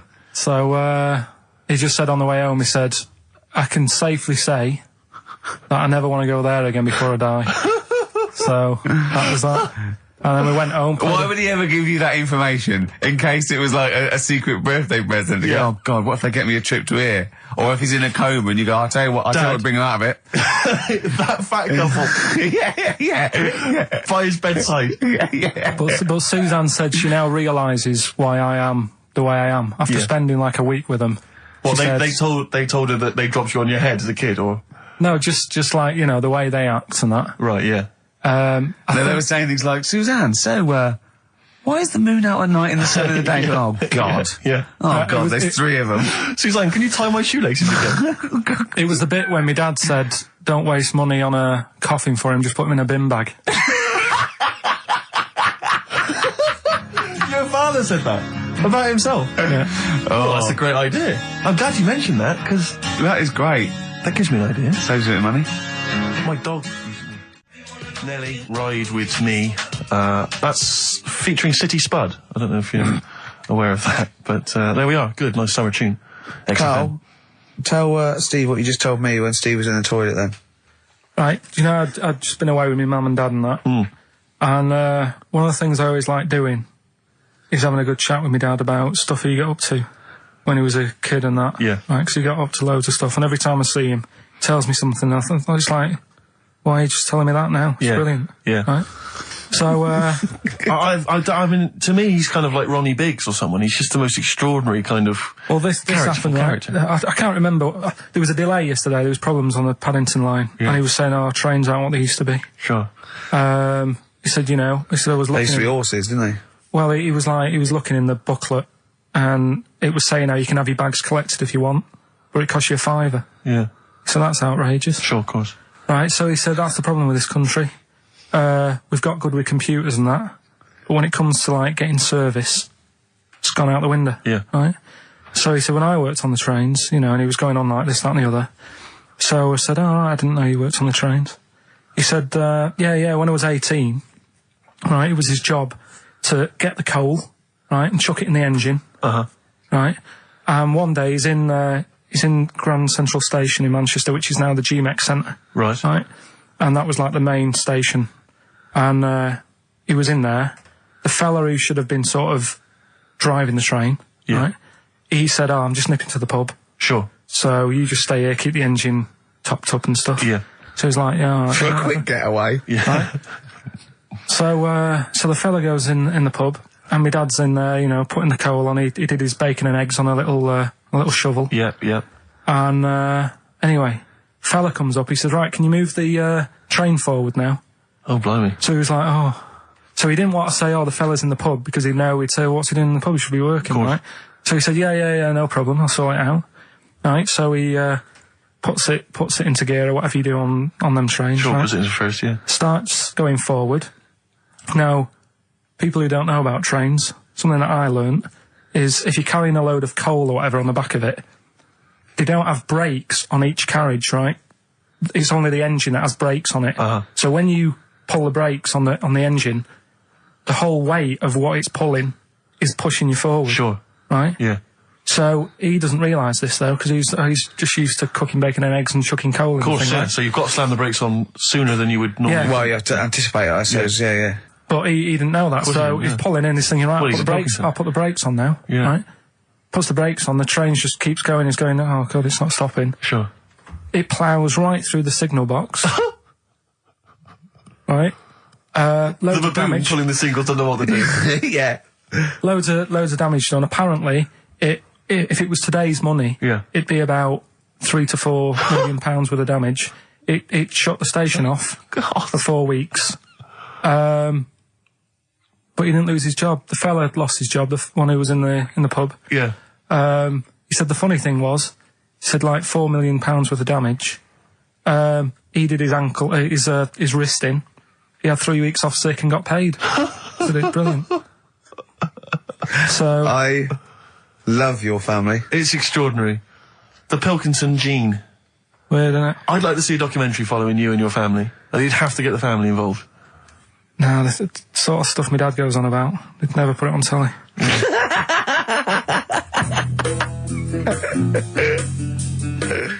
Carl, have we still got monkey news?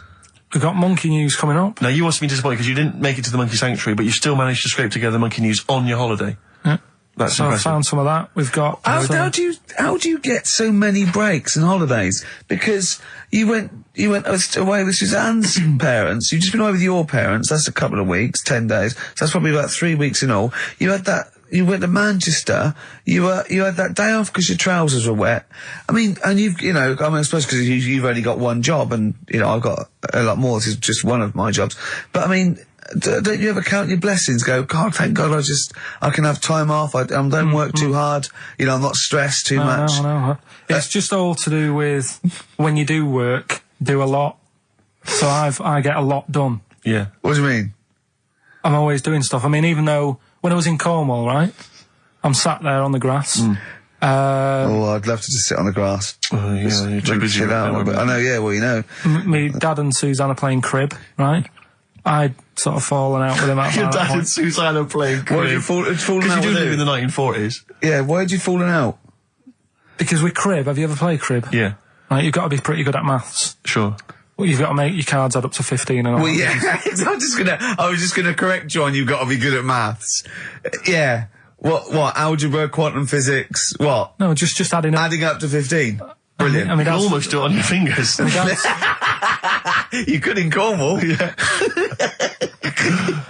But my dad's really good at maths, and like he said, how many have you got? And he always counts his, and it's like 15, 2, 15, 4, 15, 6, 3 for your at, 1 and all that. Do you know what I mean? Yeah. He adds it up really One quick. for his knob. Right, so I was like, right, hang on a minute. And he goes, no, what do you mean, hang on? Add it up, what have you got? He says, oh, forget it. I said, this isn't fun if you're going to start getting all arty with me. Sure. So, Forget it. Yeah. I love it. But I don't know him, but I'm sure he's just winding you up. His victory is you going, forget it, I'm not playing. well, anyway, right, so it doesn't matter. I think I'll go off and do some prep, right? Yes. Do some research for Saturday. Found one of Suzanne's magazines, right? Flicking through, because there's always interesting stuff in there. There was something about swingers. Right. I was like, what's all that about? Yeah. And it had an interview with some people talking about, how they sleep about a bit. Yeah.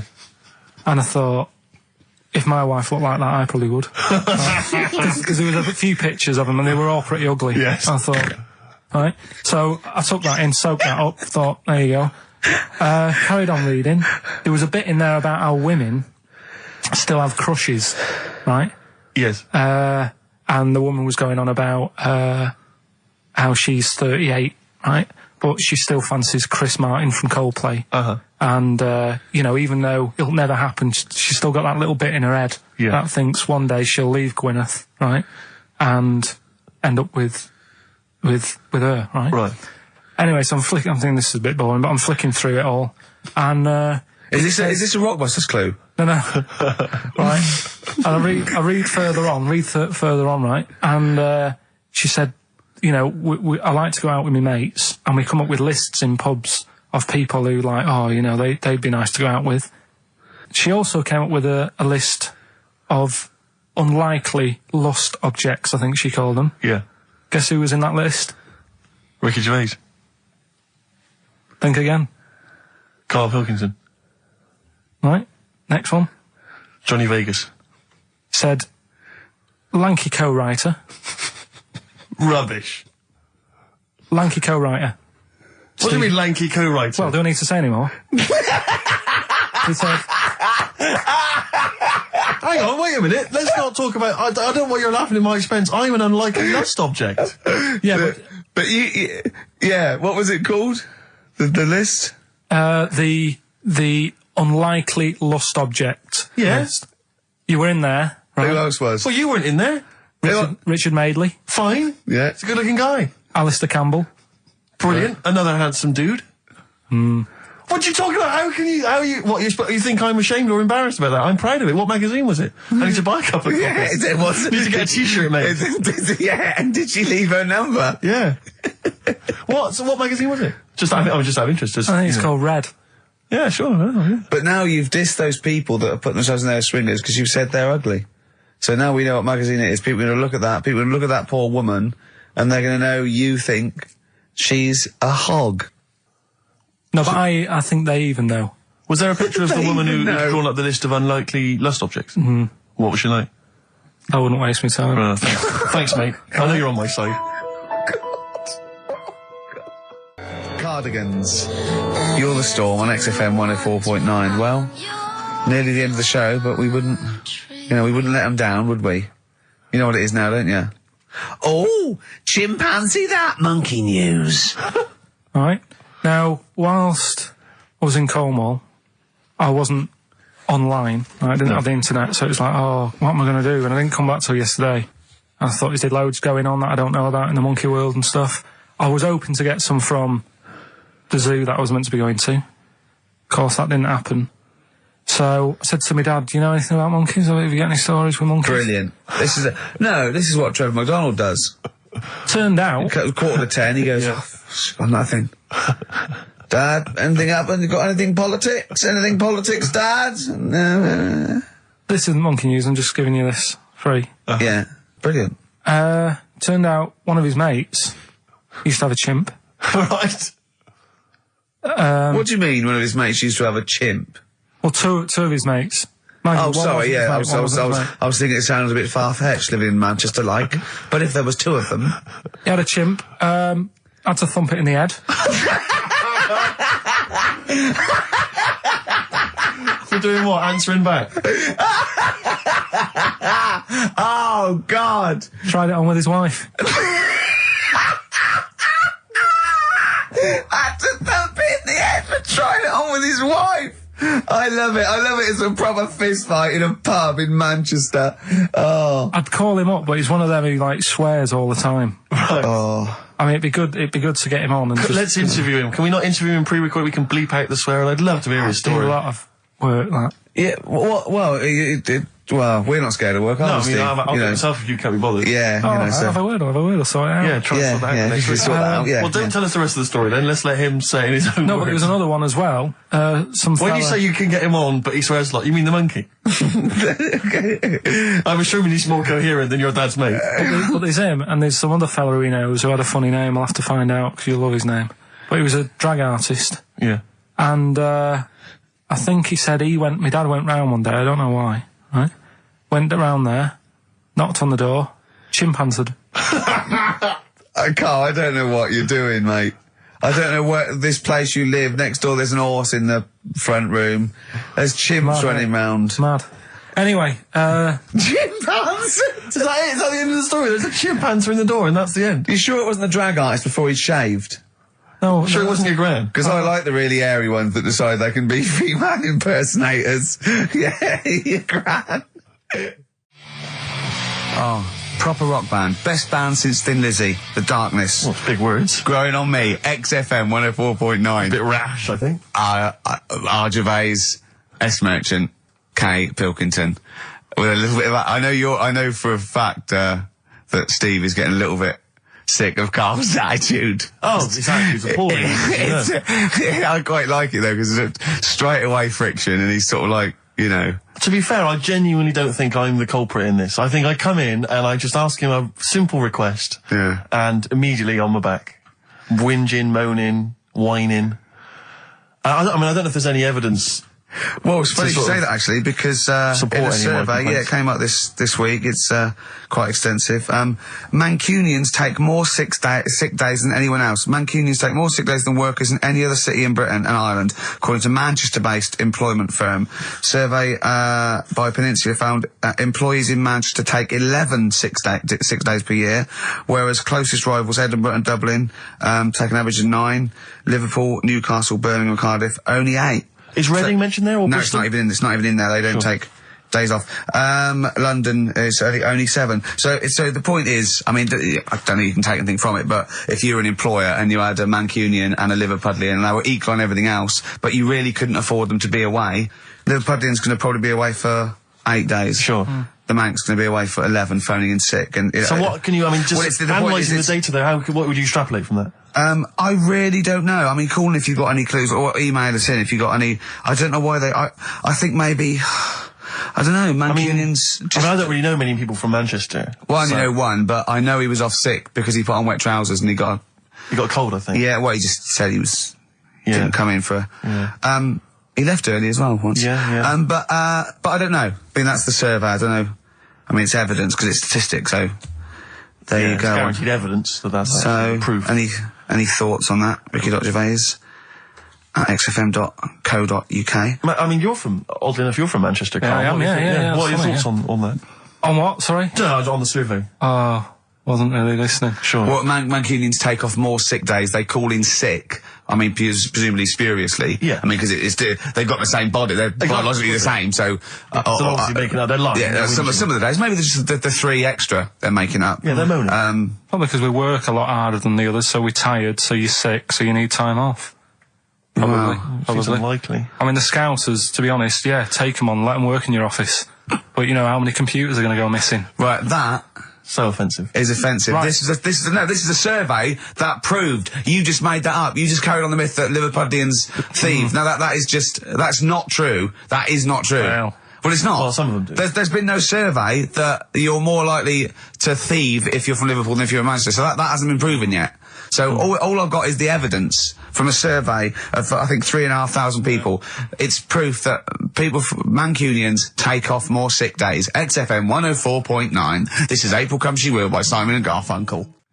Brilliant. So, if you're from Manchester, sorry about that. I mean, it is true. We weren't making that up. We weren't doing a stupid stereotype like Kyle did with Liverpudlians. It's just a survey that Mancunians take off more sick days. But they might be genuine. They might be sort of an iller people, or it might just be people who are in Manchester go, I can't be bothered to go to work, it's rubbish. Whereas if you're in London, you go, I can't wait to go to work. What a lovely place this is. Some great jobs, don't you? Great jobs, don't they? Yeah. Jane's Addiction, Just Because on XFM 104.9, broadcasting from London, where people prefer to only be off sick when they actually are ill. Sure. I don't think I've ever taken a day off sick. Except when I had that terrible tonsillitis. Is that when you went home, stayed with your mum and dad? Yeah. Why is that a problem? No, it's back to health. No, I'm not saying it's a problem. It's back to health. Yeah, I've got a loving family. So sue me. What do you make of that? The antagonism and piss taking is just like, oh God, 3 blokes in a pub. There's people listening. I can't go. Are there? So what have we got? It's 1:20. What have we got? We're on till 3. Well, we've been talking, we've been doing well, we've been playing some great rock and roll, we've been playing some lovely songs, we've told them, we've explained a survey, just for employees, be careful. Yeah. We've, put that out there, we put a shout out there, people know would you say it was probably safest if you are an employer to never employ Mancunians? Well, I wouldn't go that far, because, you see, that's only an average, so I imagine some Mancunians, like, Londoners, are nice, reliable people, it's probably just a few bad eggs that throw the stats up Sure. a little bit. You know, people that would go, I'm not coming in today, I'll put on some wet trousers. Sure. All right, stay in bed. Yeah. Stay in bed. Yeah. You still got them on? Yeah. Well, pop them off. Yeah. Put them on the radiator and go to bed with a little duvet. That'd be the best thing to do. Yeah. Yeah. So, all right, Carl? Right. What's your attitude? Is it because you're tired? Yeah. Well, why are you tired, though? You weren't staying out watching those Channel 5 films again, were you? Did you ever go on a picnic, Carl? Was there places to go in Manchester, or was it like Quarryland, mostly? The problem with those adverts, like when I was growing up, they'd sort of give you ideas, because remember the Charlie's one, right? And we were on holiday, right? And I met these two lads who are knocking about with like mates and that. And that advert came on, and we thought it'd be a good idea to wind his mum up, because this advert had just been on saying, you know, kids are going missing in Wales, right? Yeah. So we said, oh, this will be a good laugh. We put the kid in the wardrobe. His mum came back from shopping. We said, oh, he's gone missing. We haven't seen him for hours. That's terrifying. I know. That's How old were you? appalling. How old were you? About 13. And what was his mum? She must have been Yeah, she was going mad, and that's when we thought, oh, God, we've gone... Will we say anything? Will we pretend we don't know where he is? Open the wardrobe, Yeah. he'd suffocated. Yeah. That's horrible, Carl. I know, but Such a it's just cruel what you do, thing. isn't it? It's just what you do. Well, no, you do. What do you mean? It's just what you do. What was it? Was he in the wardrobe? Was he listening to this? Why didn't he go, Mum, it's all right, when he heard her crying?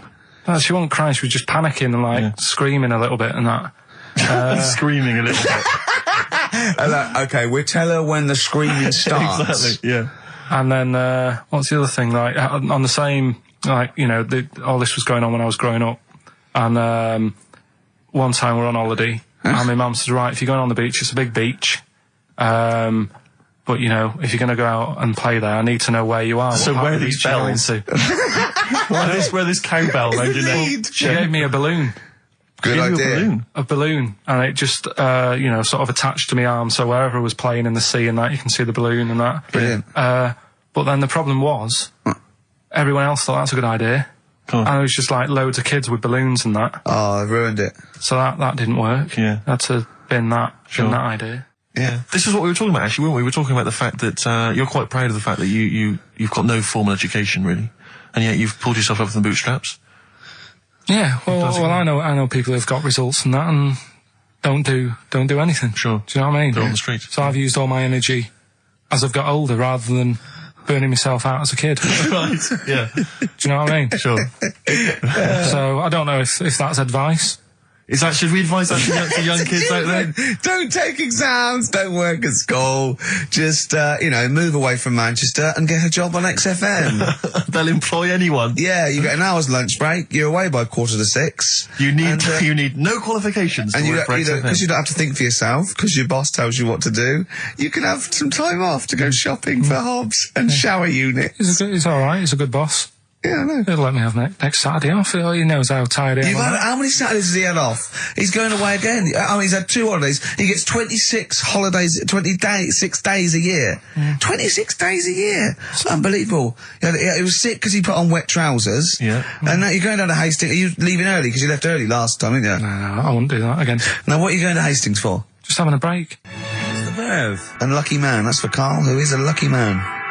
2 hours every Saturday, yeah? Just a little bit of chat and laughter. Some great records. Alright? What are you going to Hastings for? Just to chill out? Yeah. What are you going to do? Just chill out. What specifically is in Hastings that's of interest to you? They having another battle? Nothing. It's just cheap, isn't it? You can get a B&B for about 40 quid. Sure. The weather's good, so Well, let's all go. why not? Yeah, why not? Do you want Ricky to come down with you? Now. Right, okay. Anyway, Hastings answers to soon. Rockbusters. It's going to Hastings in 10 minutes, isn't you? Can't wait. Can't He's wait. looking forward to it. Lovely day. Lovely town. Nice little trip. Chill out, come back refreshed. Monday. Let's do some work. Ooh, you'll sleep tonight. What does the boss want me to do? He's done you there, Carl. I was letting it lie. And he comes back with that after we were getting on. All right. Off to Hastings. Off you See you go. later. Eminem, Business on XFM 104.9. Carl, can I ask, because after last week's show when you had your breakdown, you went off to Hastings with your girlfriend, stroke carer, Suzanne. Now, what does she... Because whenever we meet Suzanne, we bumped into Suzanne recently at the BBC, Ricky and I. She's always very nice to us, very polite. We have a nice little chat. But I'm always wondering, what is it that she thinks of us, really? You know, because I'm assuming you immediately go home and whinge. No, but they tortured me. You saw they tortured me on air. Now, what does she make of us? Did she listen to the show last week? Yeah, she did, yeah. She knew I was annoyed. Right. So, she sort of gave me a look like... You know what I mean? Like that, when because we went to Hastings. That wasn't because you had, like, Marmite or something over your face. No, it was just like, that's good. That's Last week, after your nervous breakdown, you went to Hastings. Yeah. Can I ask, why the hell did you go to Hastings? It's so arbitrary. What do you mean? Why go to Hastings? You lost him on arbitrary. Why did you choose that above all other places within... It's amazing, isn't it? You look at his face when you say a word that, you know, he doesn't understand, and it just goes dead. It's like when your computer freezes. Yeah, it is like that, yeah. Is there an equivalent to Control-Alt-Delete when Carl just doesn't understand, so we have to press, like, knob, bollock, finger up arse. It takes him out of his sort of stupid, doesn't it? Now, that's three things to press, but you've only got two hands, so... Wow. Yeah, I know. God, what would I do? I'd have, hold on, so I could have the thumb of my right hand, pop that up his arse. I'd have probably my index finger of my left hand on his knob. How would I press his testicles? What would I use? I'd have to use some other part. Shall we try it? Yeah, let's go around there. Let's have out. Look, come on. What?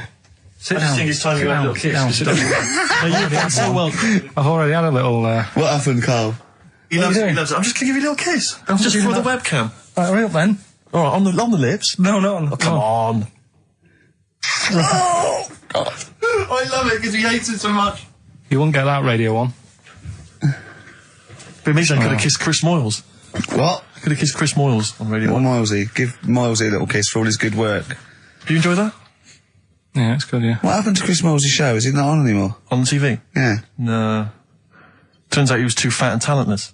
Do you want to tell us about Hastings? Where did that come from? Eh? What? Yeah, Hastings. Yeah. It's alright, yeah. What's there? Not much.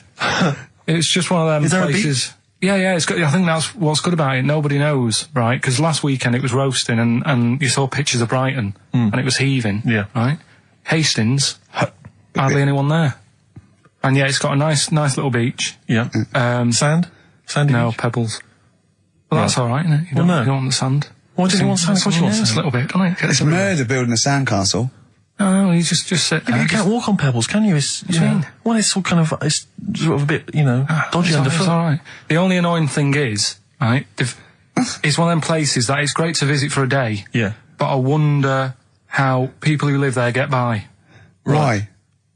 Because all the shops are like them things that you go in and it's like a little pebble with a pebble stuck on the top and it says Hastings on it. Yeah. So every shop does that.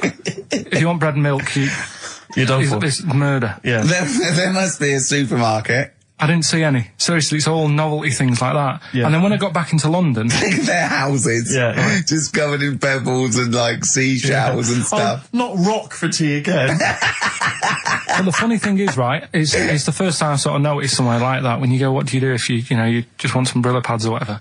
With the slang thing, did I tell you I was trying to read that book about the governor? Oh, yes. And that was full of that, and it had a page on the front that you had to keep going to when, do you know what I mean? When he used a bit of slang, you had to sort of go, right, I don't know what he means. Glossary. Right. Just nip back, have a look. I thought you meant, when you said there's a page at the front, I thought you meant the cover with his face on. I can't remember who I'm reading about. Oh, there he is. Is this the book that you nearly finished reading, but you realised all the pages were in the wrong order? Yeah. He bought a cheap book, right, at a second shop, started reading it, loving it, then he started reading about this bloke, and he went from jail to school, and then he looked at the page numbers and they were all out of order. How annoying is that? You never read books, do you? I never read one, right? And Suzanne, it was a weekend when we were going to Hastings because you two had done me head in, right? She said, I'm going to take you away so you relax and what have you. So, ended up not relaxing because it was like putting the jigsaw together. I'd started reading it on the train, thinking, loving this. It's a really interesting story about this fella who, didn't have a great life as a kid, starts getting into a bit of crime, what have you, turns out to be the governor. But it wasn't as easy as that, because like you say, it started off at school, then he was in prison, and he's like, oh God, he started young. And then next thing he's like married, and he's like, hang on, he's like 12. And then he's had a heart attack. And then but I just thought it was part of the thing because I read chapter 1 and then it did say chapter 12, but I thought, right, it's like that sort of done in that stylish way that everyone's doing.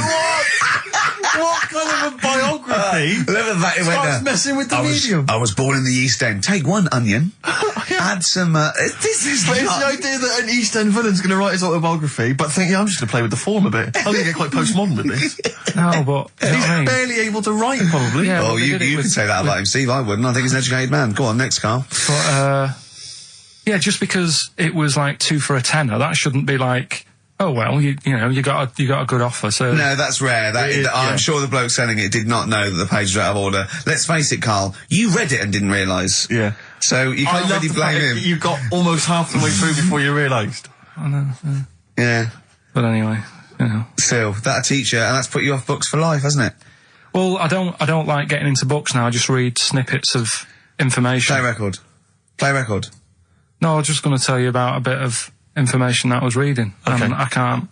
Will we play a No, record? I've got time for a bit of drivel before we play next tune. Well, I'd rather hear a tune and come back for drivel, because I think people are tuning in for drivel, so let's tease them. Okay. Let's have a record, then some absolute shite from Karl Pilkington. Excellent. Look forward to that. Roll Over DJ by Jet on XFM 104.9. I'm Ricky Gervais, with me Steve Merchant and Karl Pilkington. All right, Karl? Yeah. Bit miserable today, Karl. Let me explain why. Go on. Steve, and to you, the listeners. Well, we came in to a big bunch of stuff. Dropped off by, was it Becky from Marks and Spencer? Just like lovely stuff. Food, presents for the cat, books, just, you know, to Ricky and Steve. Ricky and Steve who do the show, right? Ricky Gervais and Steve Merchant. GQ presenters of the year. Creators of The Office, right? Award-winning. Carl's looking over. I go, well, maybe, it's not for you, no. And then he told me why he's grumpy anyway. Go on. Do you know what XFM are giving everyone? How long have you been here? About 6 years. What are you getting for Christmas from XFM? 2 CDs. Is that of your choice, or do they choose them? There's a list of about 30. Right. Tell him what List you of about chose. 30 CDs. I've gone for Kings of Leon album Yeah. and the Best of Bob Marley. Haven't we, given them away in the past or something? Or you could have burnt them off, couldn't you? You could have done copies. Illegal, but you could have done that. Anytime you wanted. I don't think Bob Marley minds if you bootleg his CDs. It's out of order, though, isn't it? It is bad. Although you Is that always the case? Has it always been the truth of all the time you've been here? No, it has been better than this. Yeah, although you do get paid quite well and you do have an easier time. Yeah, but don't give me the CDs then. If it was a milkman, you don't go, have 2 bottles of semi-skimmed. Happy Christmas. Yeah. That is a valid point. Do you know what I mean? You complained? Who is it who made this decision? Is There's it no point. No point, is there? Why? Just no point. I don't like moaning anyway, just... Has it come from up top? Is it from the capital people? Just everyone. That's what everyone gets. Yeah. Yeah, but will Christian get 2 CDs for getting up at 4:30 every day for about 5 years? And keeping this station afloat. Probably. Yeah. So that's why I'm a bit fed up. What do you listen to first, Marley or Leon? Well, you have a bit of Marley. I'll tell you what Marley's good for as well. You're going to have a little beach holiday, aren't you, over Christmas, going to Lanzarote? Listening to that on the beach, you'll realise how wise XFM are in the long run. You know, you go, well, look, they could have given me 400 quid, right? Well, I'd have spent that. But this is, you know, the legend lives the gift on. that keeps on giving. So you're probably, you know what I mean? Think how much what you got to think of is how much all his great songs took, not only from the depth of his soul and, you know, all his sort of angst and knowledge and love, and then all the studio time, the marketing, and they're just giving you one that. They go, don't worry about that, Carl, just have it. And you go, what? All the time we spent with Bob Marley and everything is there. You know, have it, Carl, have it, Carl. And Practice. Yeah, have that. Thanks, well done. Carry on. We're still going to pay you for the work. Yeah. That's just some on top. Here's a little piece of Bob, free. Yeah, so don't moan, it's extra. So, they didn't have to give you it at all. Play a record, you ungrateful little swine. Some people, like the homeless, aren't getting anything this Christmas. This is my Except to favourite chill. Elvis Costello track of all time. It's Alison. This wasn't on the list. Right.